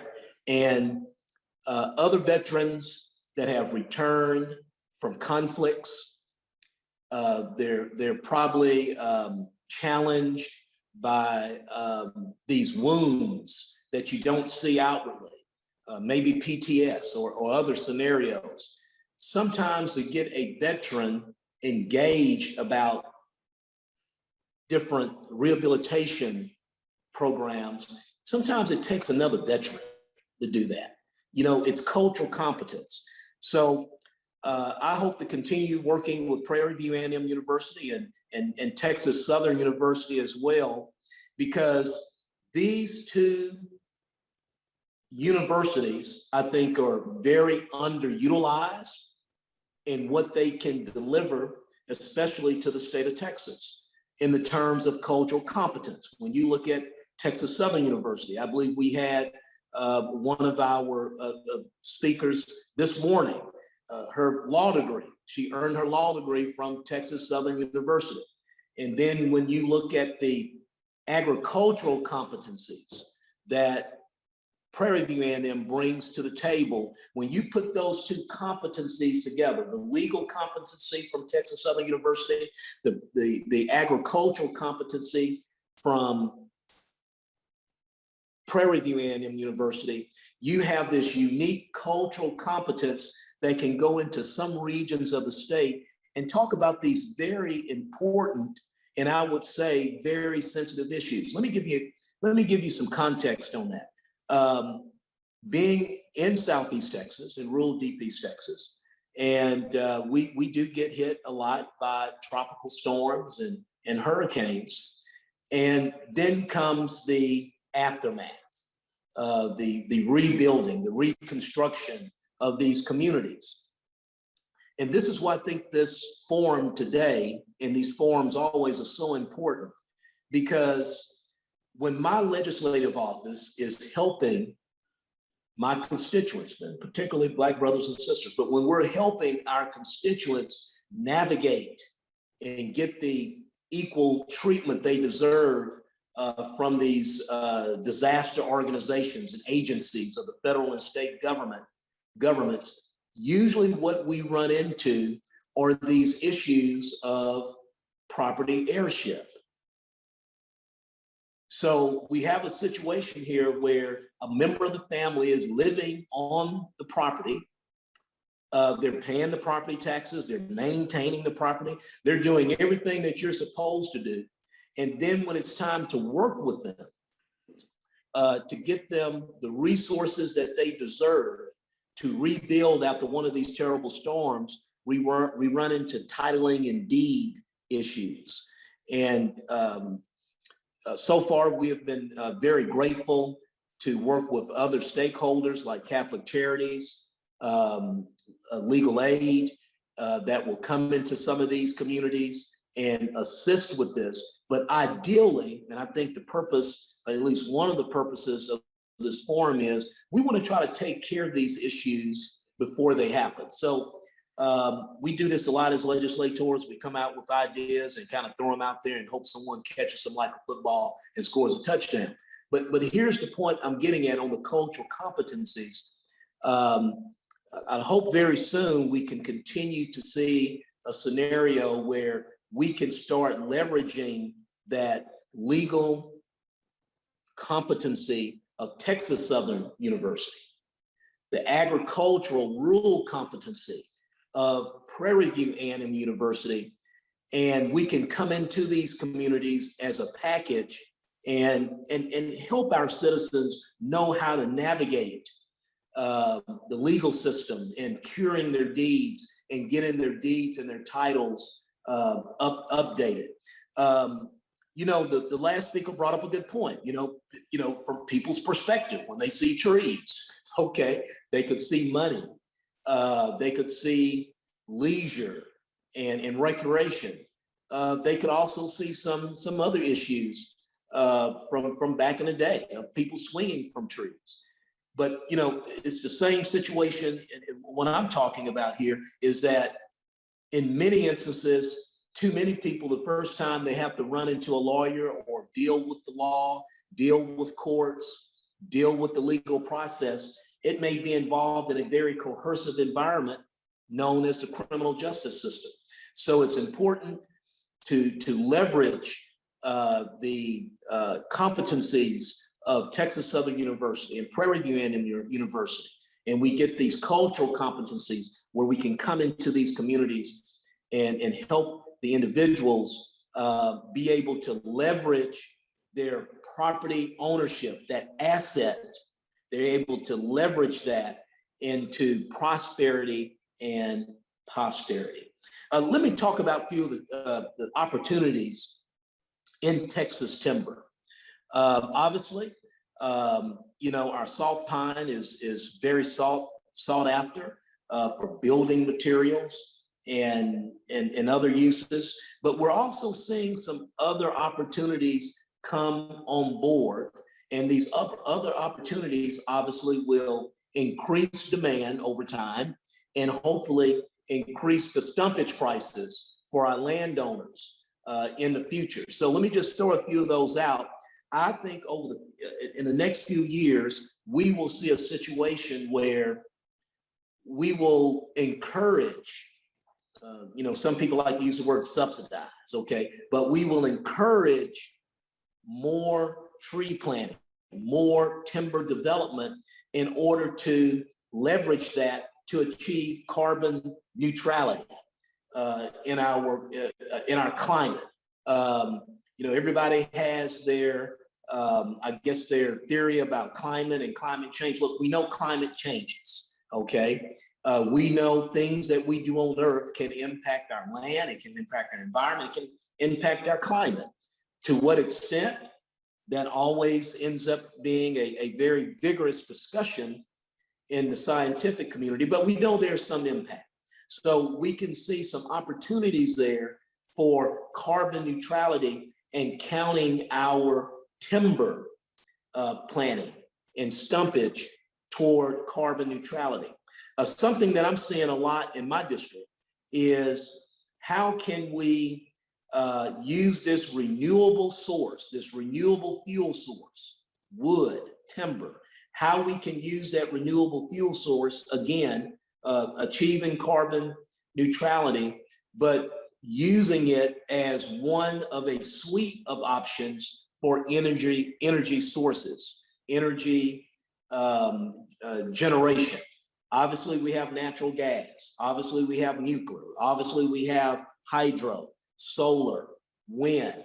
We're seeing some opportunities for woody products being used, or some people would call it woody waste. So when we bring in a logging crew to cut a stand of timber, obviously there's what we call leftover woody waste that's left there, okay? Some of that is probably good for the environment, but also some of that woody waste can be harvested and processed for biodiesel and other bio-type fuels.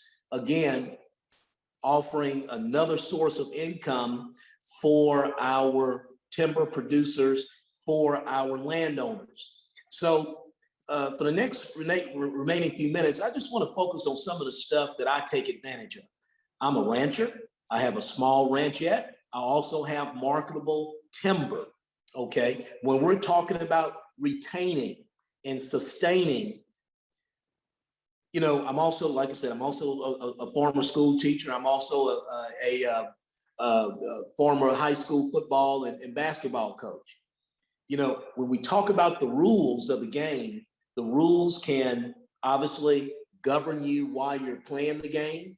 You can also use the rules in order to enhance your ability to win the game.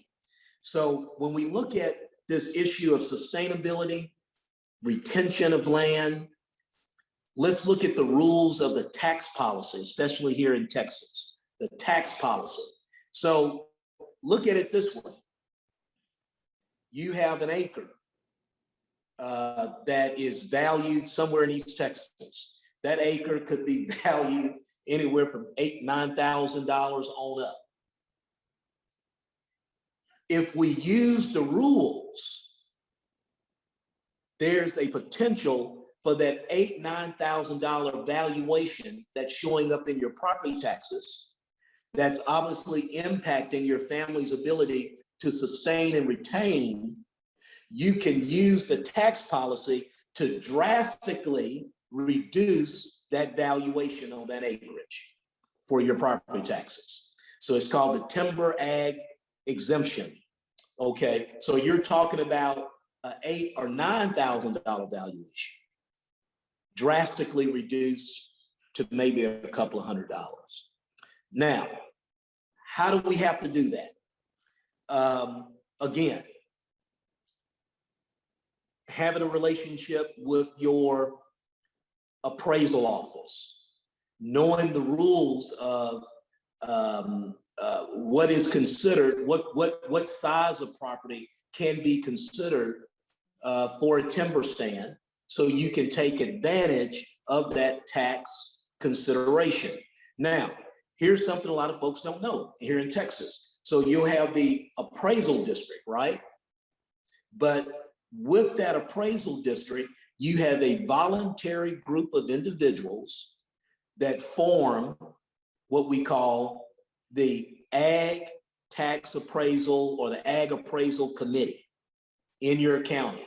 And that committee is very important because it considers and determines what are the rules to get certain ag exemptions.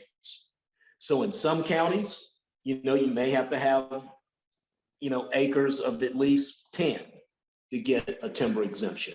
Some it may be 7. All right.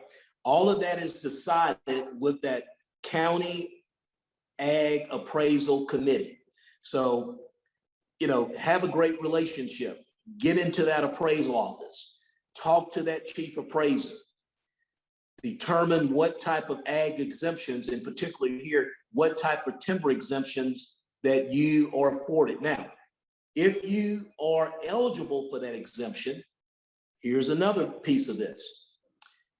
You will need a timber management plan. And that timber management plan must be prepared by a certified Texas forester, or let's say this, a certified forester. I would suggest, and if you guys are taking notes, I would suggest when you need a forester, reach out to the Texas Forest Association here in Texas. It's located in Lufkin in Angelina County, the Texas Forest Association. You can also reach out to your Texas Extension agent. In every rural county, there is an A&M or Prairie View A&M University Extension agent. And even beyond just having the getting the timber management plan, I would suggest getting into those offices, meeting your extension agent immediately, because your extension agent probably has a whole lot more information as far as how do you maintain the health of the timber on your property. Because again, we're talking about sustainment and retention. Also, you have the Texas Forestry Service here in Texas. It's one of the, I think it's one of the most valuable agencies we have in Texas. The Texas Forestry Service is in the Texas A&M, within the Texas A&M University system. They also have a timber theft program as well. So there's a lot of timber theft, and matter of fact, there's a lot of cattle rustling still going on in Texas too, believe it or not. But Texas Forestry Service, they do have that that mission dealing with timber theft, okay? And they also have the mission of, answering the call when it comes to forest fires. So get to know your Forest Service, Texas Forest Service agent, get to know your Texas A&M or Prairie View A&M extension agent, and obviously reach out to the Texas Forest Association, TFA. They have a lot of programs, okay, for landowners. And that brings me to another element. Usually in each county or a group of counties, especially in East Texas, we have what we call landowner associations. So I'm thinking about my district. Sometimes I get them mixed up. Hardin County, Jasper County, and I believe Polk County, they have what you call the Southeast Texas Landowners Association. These are private associations. Maybe, you have a little dues you got to pay, $20, $30, $40. They have a, maybe every quarter they have a meeting, okay? They bring in stakeholders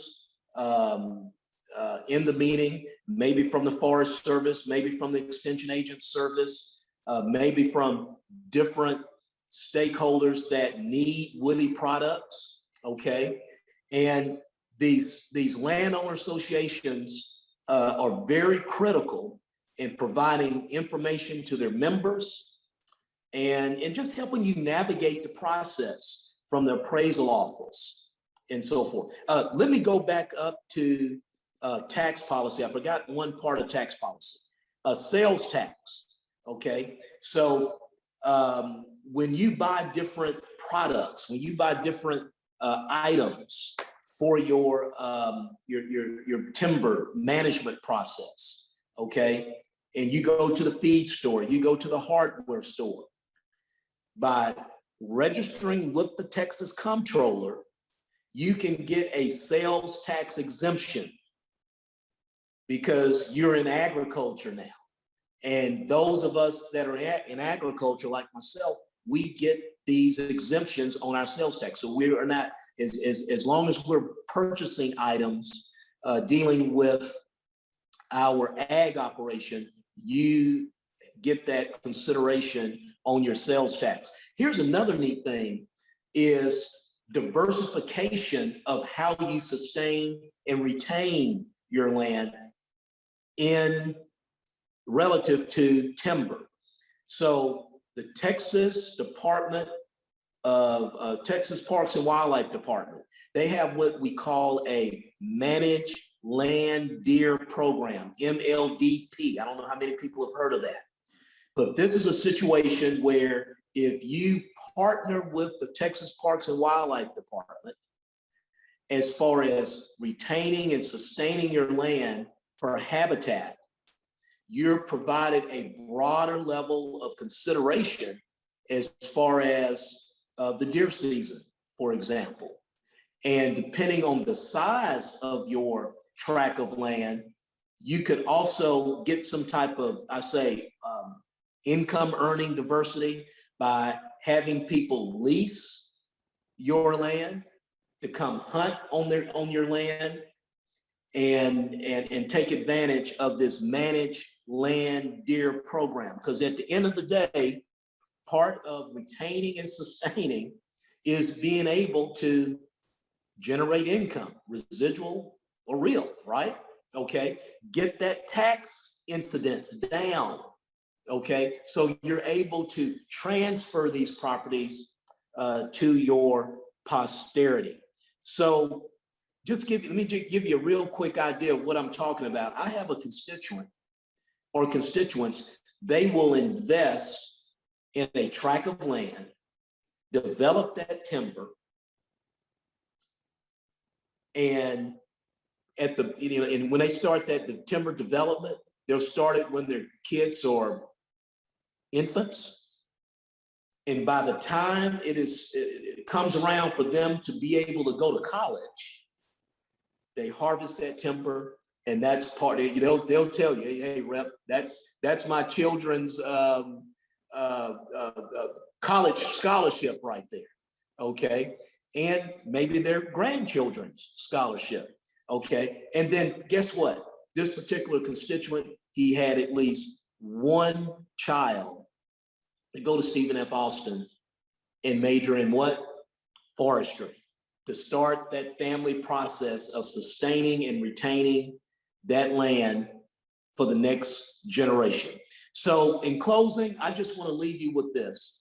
This entire forum reminds me of 1895 at the International Exposition in Atlanta, where Booker T. Washington challenged the Southern states, challenged Southern leaders, cast your bucket where you are. So James White will tell you, if you live in Houston or Dallas and you've got land in East Texas, you got timberland in East Texas, keep your job in Houston and Dallas. By all means, take advantage of your stock options. Take advantage of your great retirement program in East Texas. But don't forget that land, sustaining and retaining that land, and understand that you can cast your bucket where you're standing. And you can pull from with that bucket, your prosperity and posterity for years and generations to come. So I'm glad to have this opportunity to fellowship with you.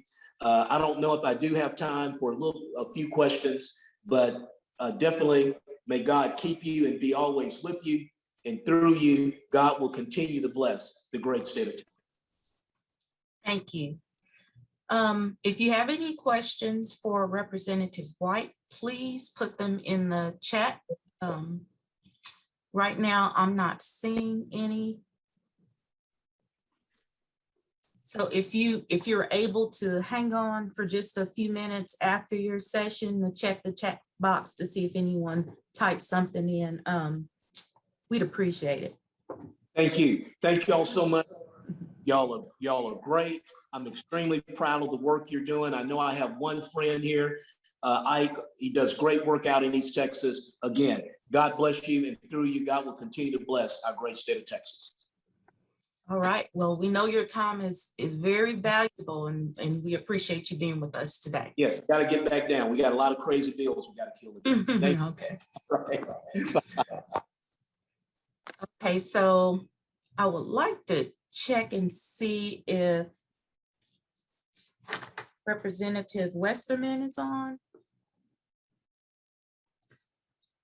But in the meantime, I would like to just piggyback on what was just said by our last speaker. He mentioned several of the Texas contacts, and just want to make everyone aware of those same resources are available for Arkansas. Our forestry contacts is the Arkansas Department of Agriculture, Forestry Division, Arkansas Cooperative Extension Service, and Arkansas Forestry Association. So those are your contacts to reach out to receive services here. We do see that Congressman Bruce Westermann is on, and we're so happy to have you. I'm sorry that you've had some difficulties coming in, but we're glad you're here. So we know that cut into your time a little bit, but we still want to hear from you. And so I'll do the introduction real quick and let you go at it, okay? All right, so U.S. Representative Bruce Westermann is a Hot Springs native, currently serving his 4th term as representative from the 4th District of Arkansas.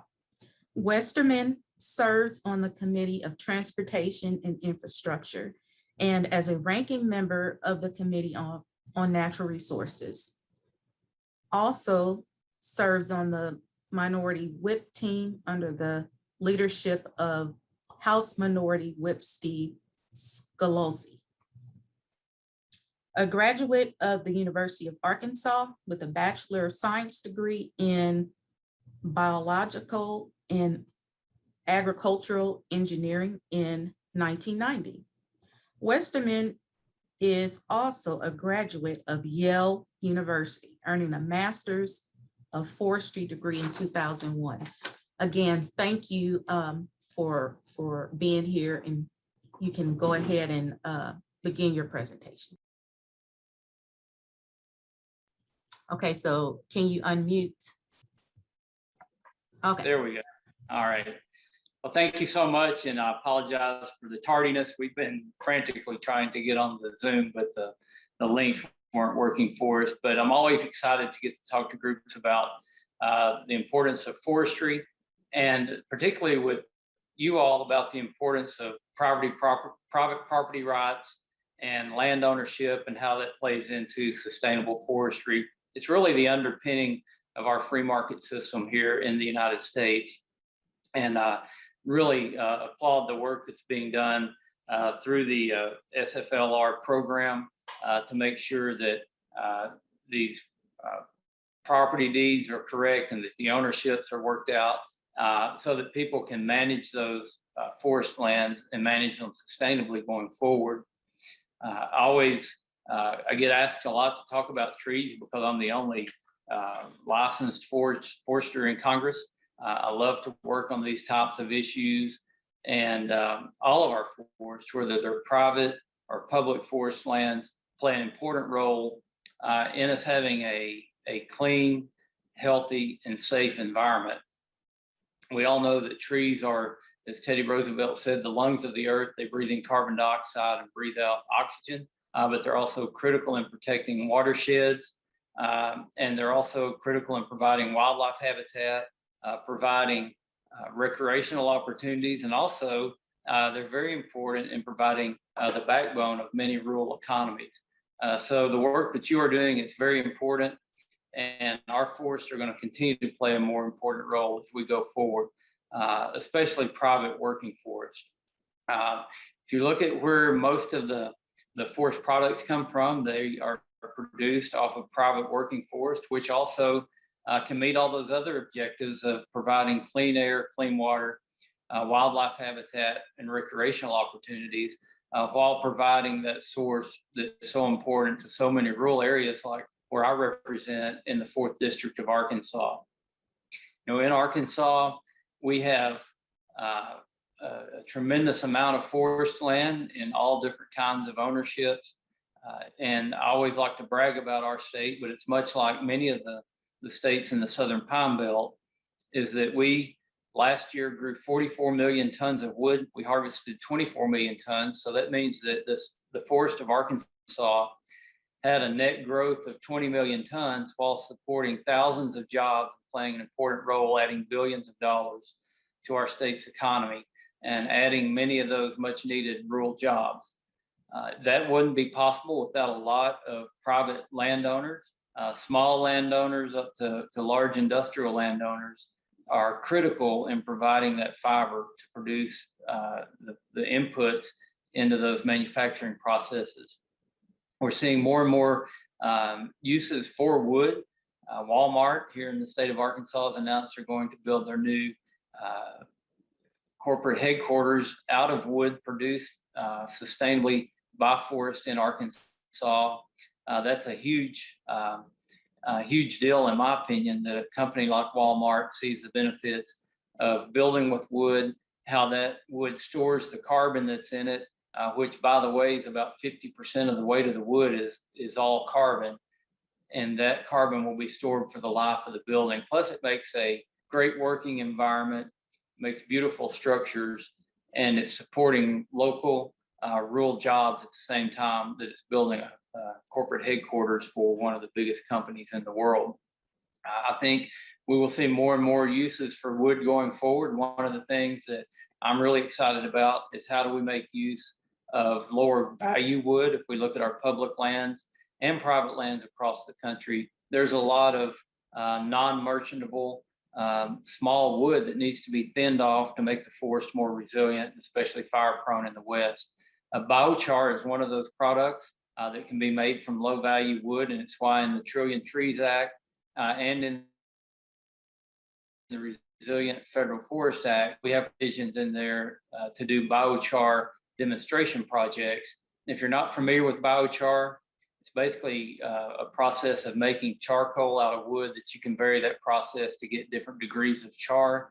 But the upside potential of biochar is very good because it's a soil additive that can help agricultural soils be more productive, and it can also provide a carbon sink that will be around for a long time. The Incans put biochar in the soils of the Amazon over 1,000 years ago, and you can still find that biochar. So as we have a growing demand of people wanting to invest in carbon sequestration, I think this provides a product that allows them to invest in something that they know is going to sequester carbon for a long time, plus make ag soils more productive.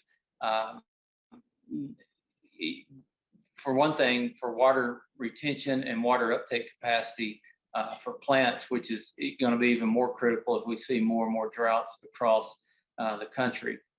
So we have to continue doing research. We have to continue protecting private property rights, and we have to continue spreading the message about the benefits of wood, not only to the environment, but to the economies and to many parts of our everyday life.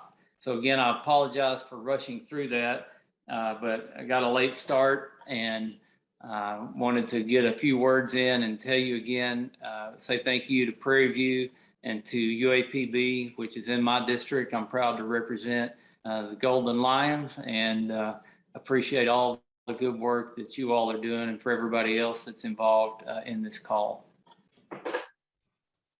Thank you for being with us. And again, we apologize for the technical difficulties you experienced trying to join us. But we are very happy to have you and your words to us today.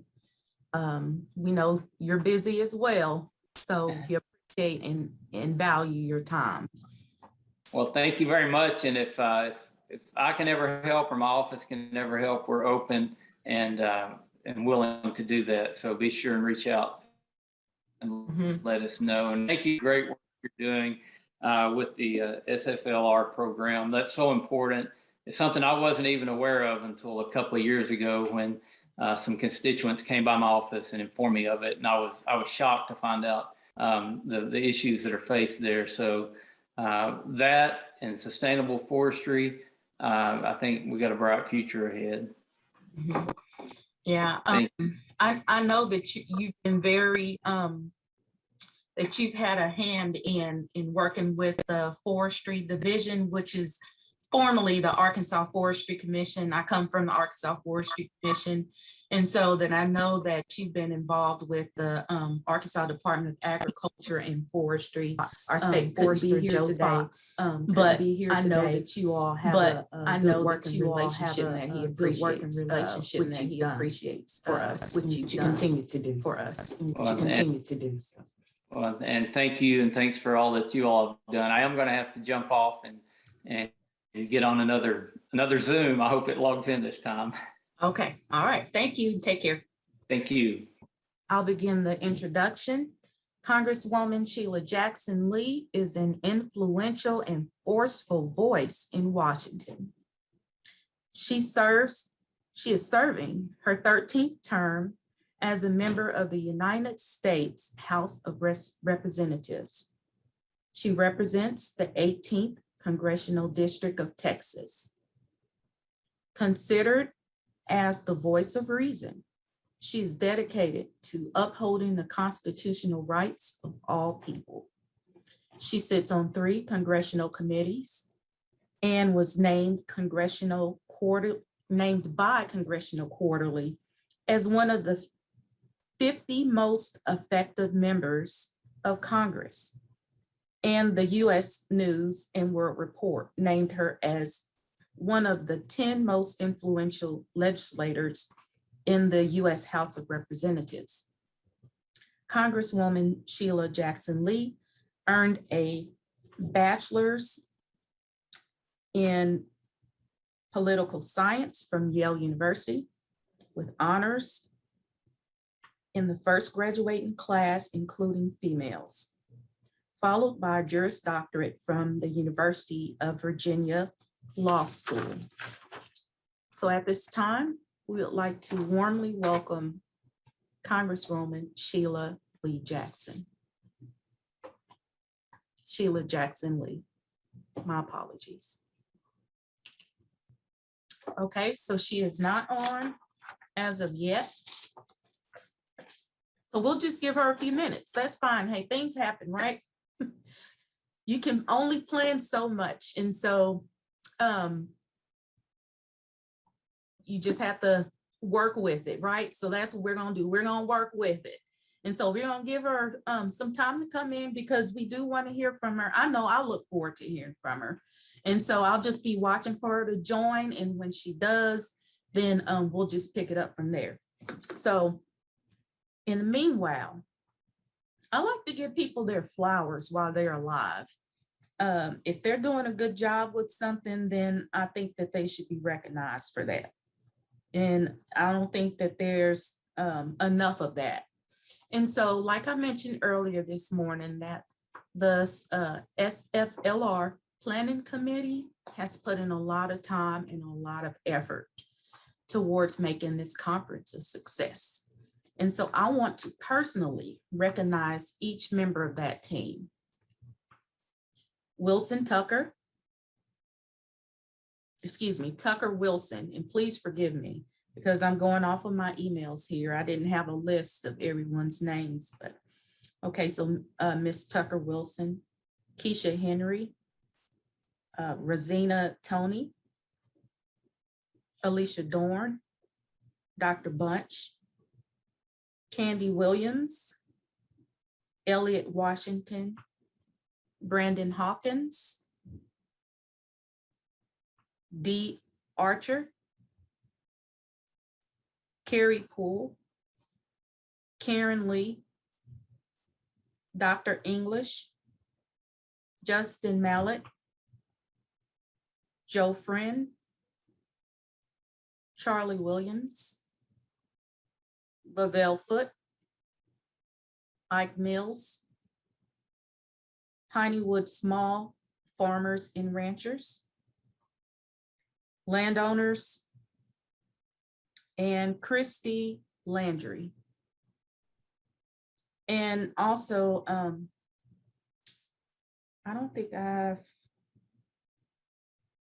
know for sure there's one person I want to mention who's putting a lot of work and has also, well, two people I want to mention that's putting a lot of work behind the scenes also. And that's Miss Angela Moore. She is on today, as well as Miss Candy Williams. Both of them have put in a lot of work after hours behind the scenes today to try to keep things going smoothly. And I greatly appreciate both of you. So let's use this time here to get any questions answered that may not have been answered this morning. So if there's anything that you wanted to ask or you thought about after the fact, go ahead and put your question in the chat box or either in the Q&A. And then I think we have folks on who can address those.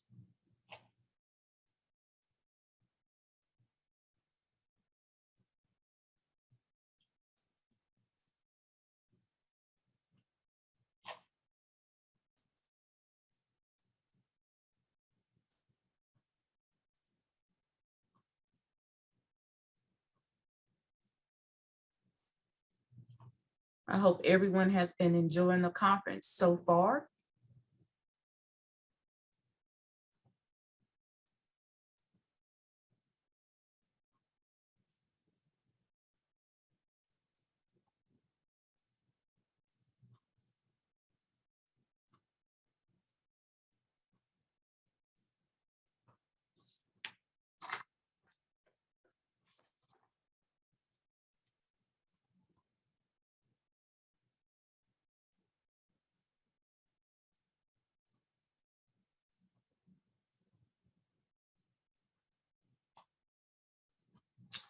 Okay, so there's a question here. What website do you go to for more information on heirs relending? Let me see.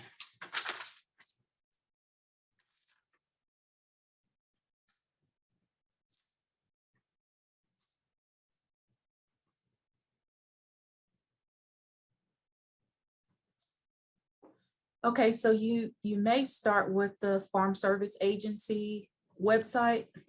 That topic was covered by Zach Ducheneaux this morning.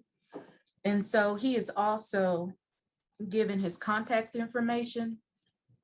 Thank you, Sam. I see you posted a link there. And then Zach also, he posted his information. So you can contact him if you have questions.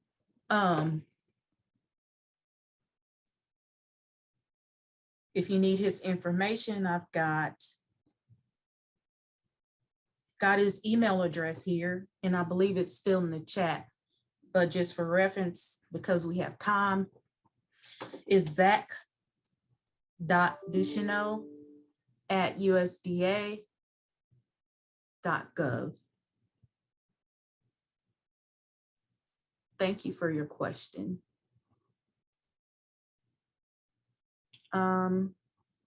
There's another question here. How does subscribe to the Minority Farmers Magazine? I believe that is Mr. Victor Harris. He has a website that you can go to, and you can subscribe that way, or if you could get, if you can get a hold of one of his issues, there is information, and I have one handy here, so I may be able to answer that. Okay, so the website is minoritylandowner.com. Again, that's the minoritylandowner.com.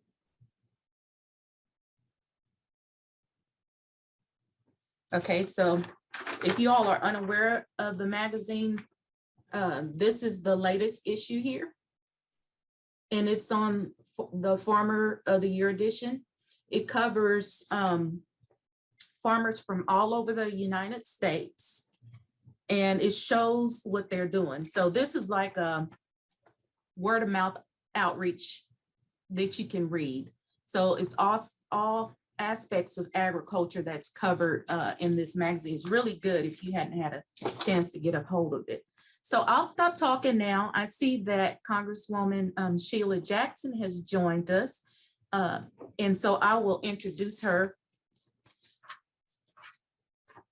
again. I had some practice, Congresswoman Lee, introducing you, so I'll try to make sure I do a good job with it. So Congresswoman Shelia Jackson Lee is an influential and forceful voice in Washington. She is serving her 13th term as a member of the United States House of Representatives. She represents the 18th Congressional District of Texas and is considered by many as the voice of reason. She is dedicated to upholding the constitutional rights of all people.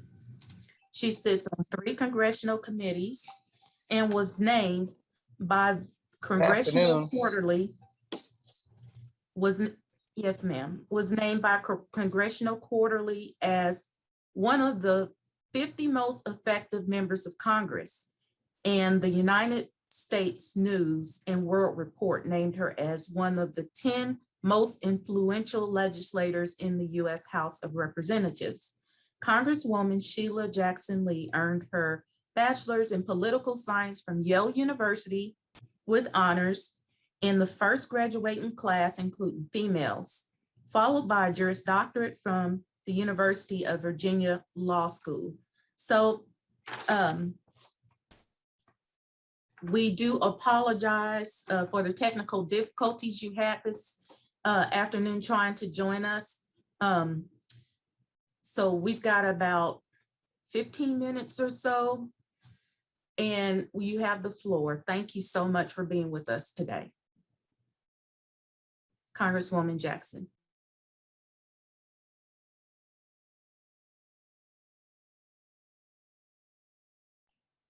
Can you hear me? Yes, we can hear you. I cannot hear the sound. Can it be raised? You're crystal clear. We can hear and see you. Okay, well, it's kind of difficult when I can't hear myself. So there must be something wrong in my connection.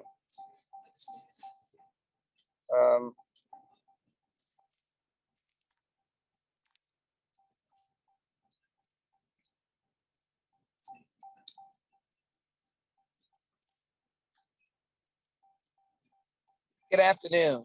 I just need to know whether I can be heard. Can someone say I'm being heard? We can hear you. As loudly as you can. Yes, we can hear you.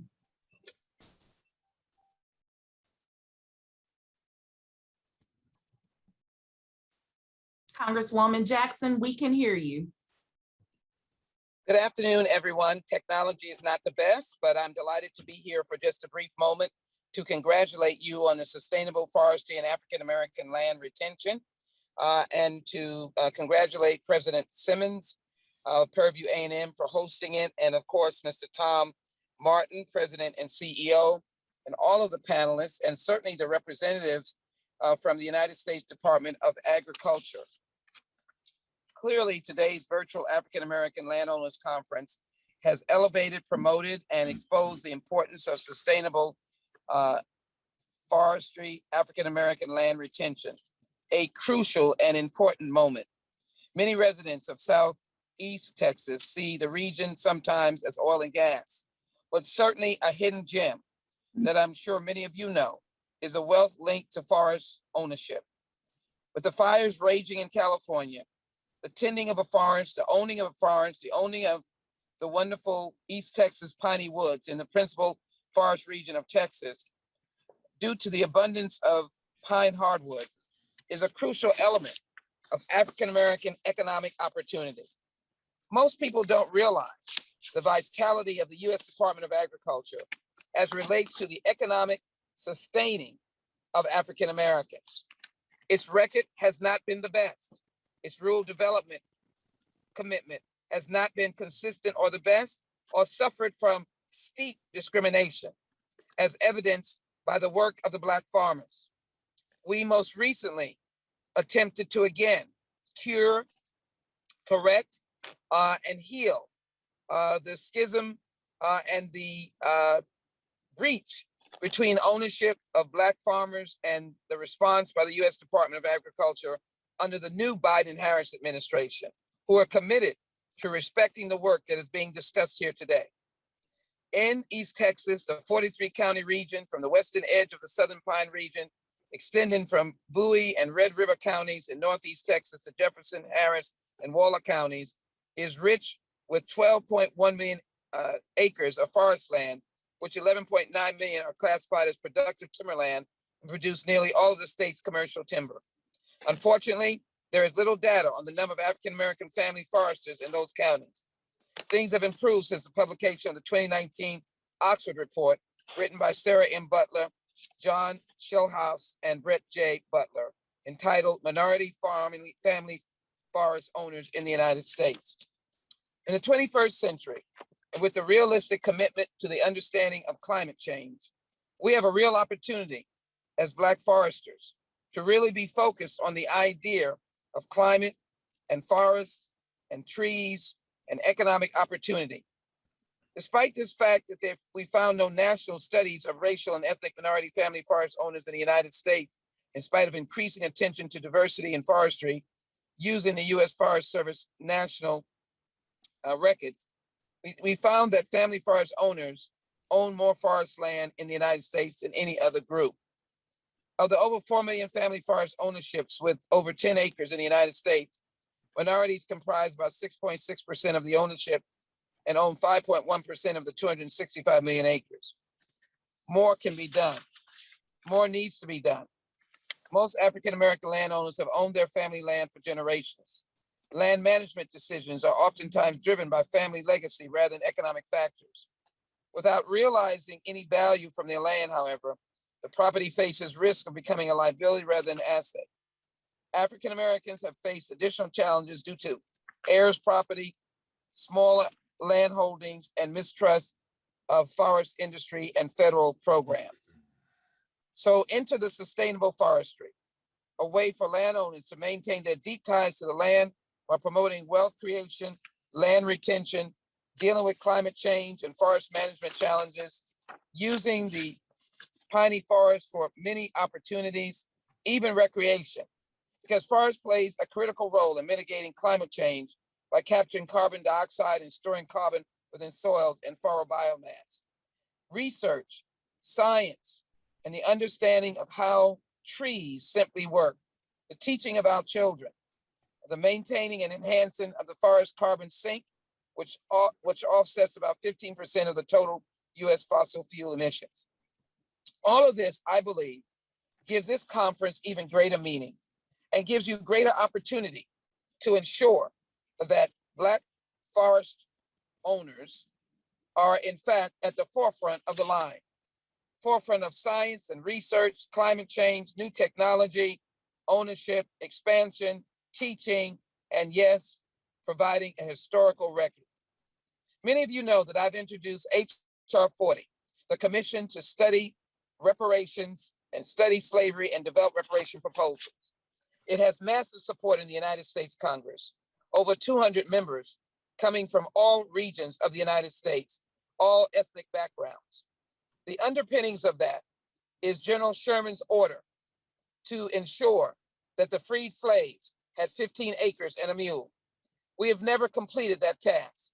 With the assassination of President Abraham Lincoln, the slaves were never provided any response to what now results in very difficult and stark disparities in the African-American community. We need to pass H.R. 40, the Commission to Study Slavery and Reparation Proposals, just as we need an active United States Department of Agriculture to work with programs like the program that we're speaking of today, and dealing with helping African-American landowners in promoting and exposing the sustainable forestry African-American land retention program.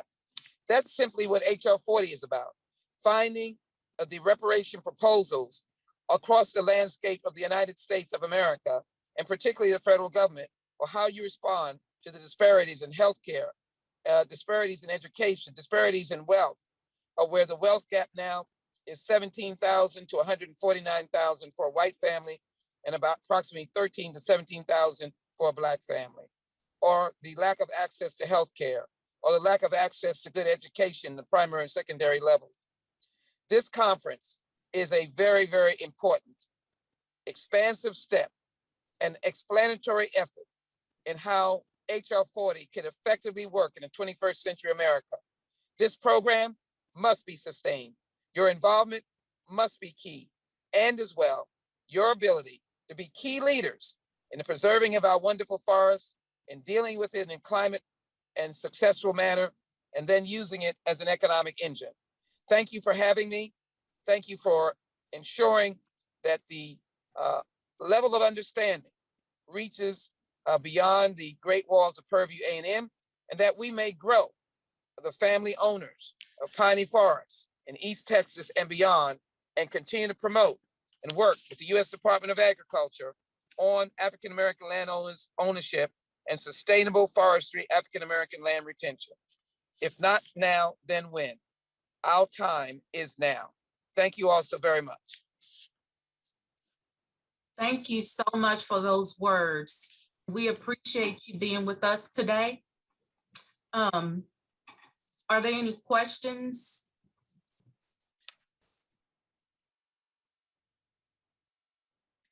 Okay, I'm not seeing any questions. We know you are a busy person, so we will thank you for your time and let you get back to work. You're more than welcome to stay for the remainder of the conference. We're about to close things out.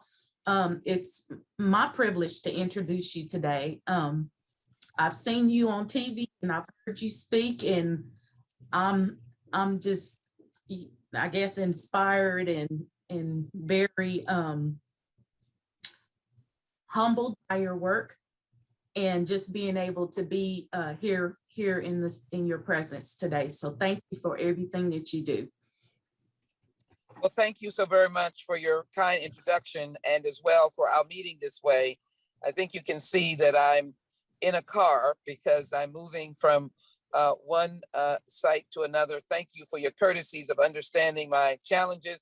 I did not want to miss this vital conference, and I do want to commit myself to working with all of you.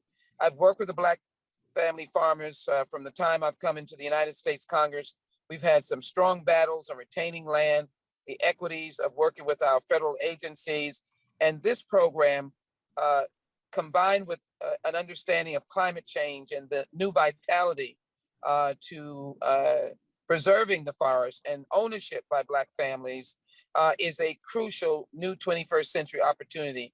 I can assure you that we can work together through my office and the Congressional Black Caucus, and of course, the Biden-Harris administration who are committed to not only the understanding of climate change, but the economic engine that the piney forests of East Texas represents, and the work of HBCUs like Prairie View A&M, Texas Southern, and others in the state of Texas and beyond, and each and every one of you as academicians and leaders that are involved in this very important next step in our economic growth and development.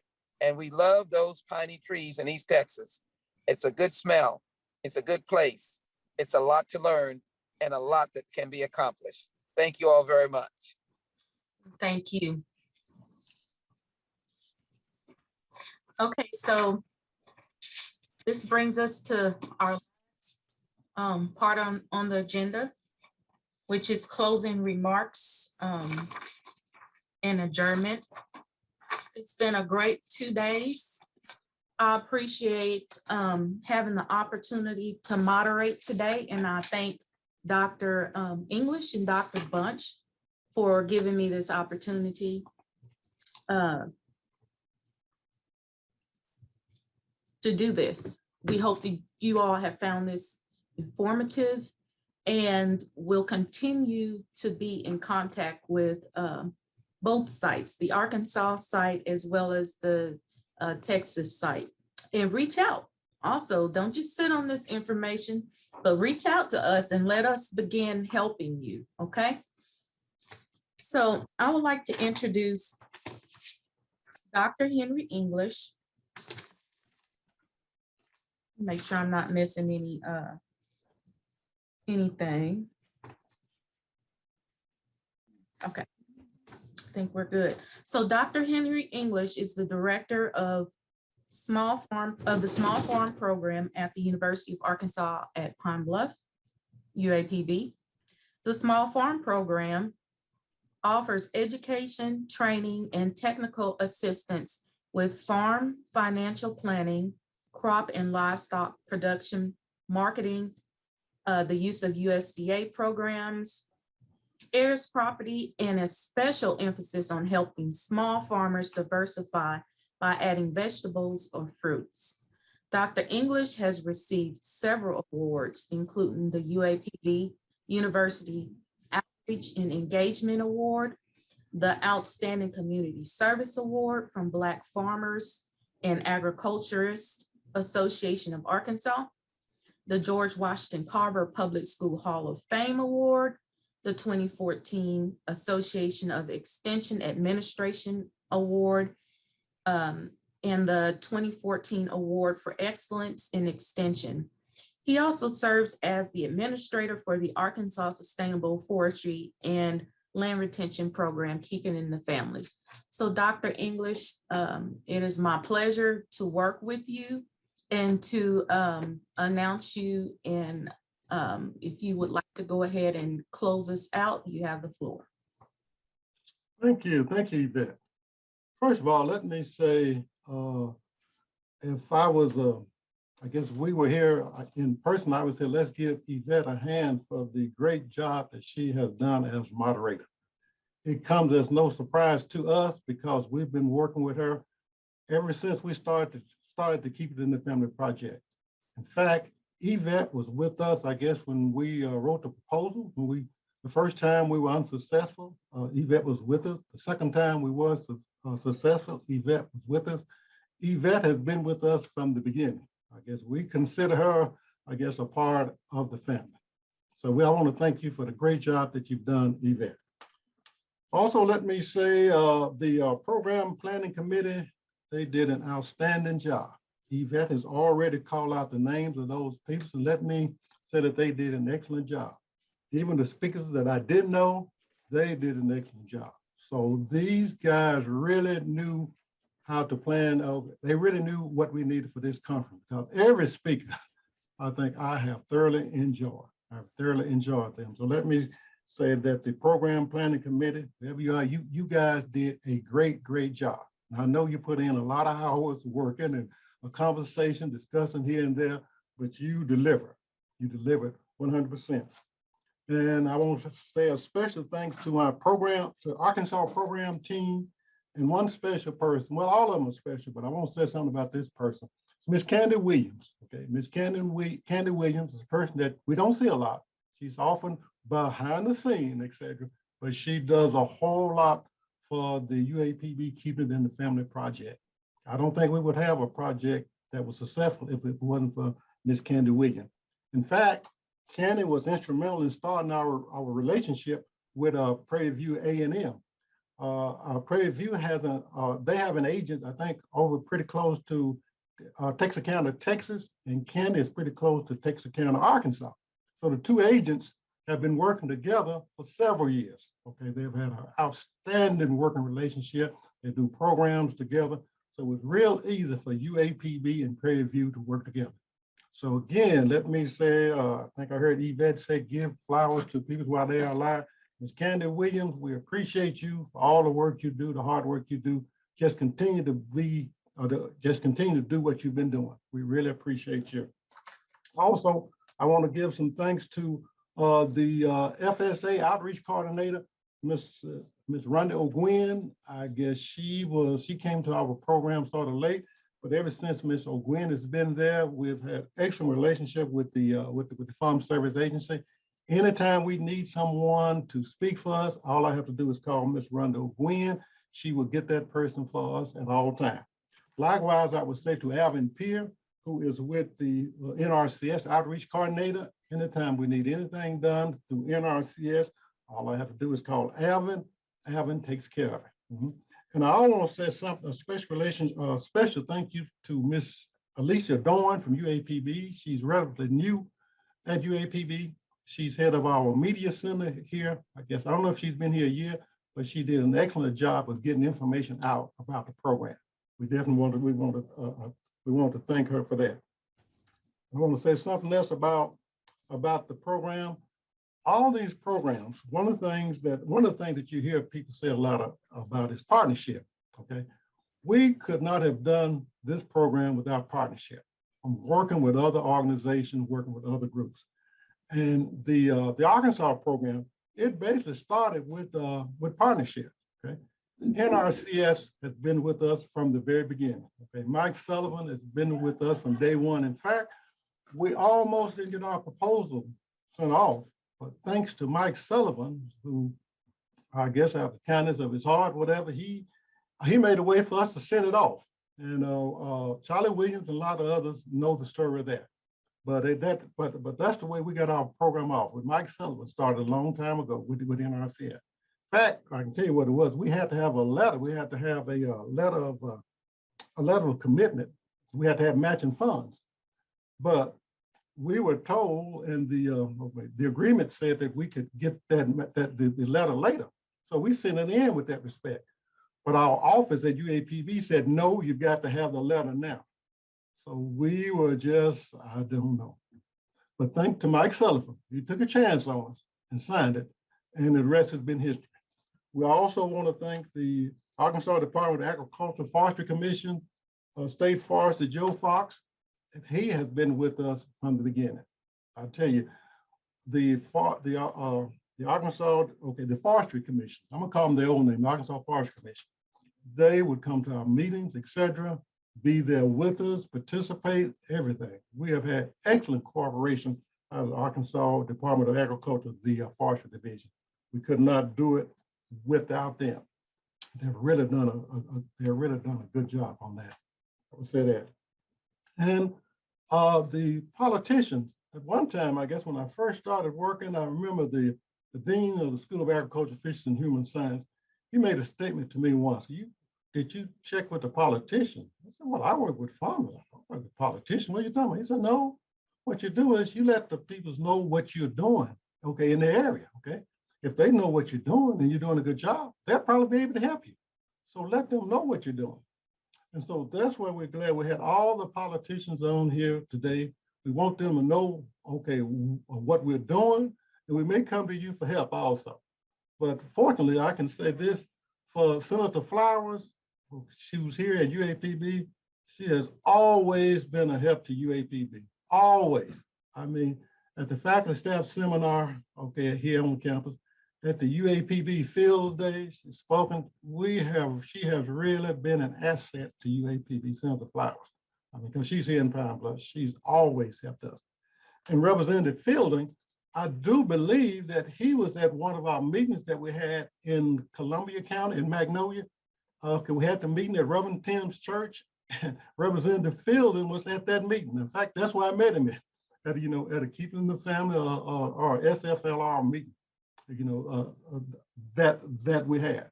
So we appreciate that. And Congressman Bruce Westermann, the Arkansas Forestry Foundation, AFF, generally each year they used to have these annual fly-in where they would take people from the fields, from different states, and they fly them up to Washington. And when they go up to Washington, they had a chance to visit with their congressman. So we had two peoples, I guess, that AFF flew in, and they went around and spoke to Congressman Bruce Westermann and also Senator Bozeman. So we'd have some contact with them. But we sure appreciate our representative. And I can tell you that the group from Texas, they picked some outstanding congresspeople to speak. You guys did an excellent job. I enjoyed each one of them thoroughly. They did a good job and had a lot of valuable information on that. I can say that. So my job was to thank everybody, and I know I will forget somebody.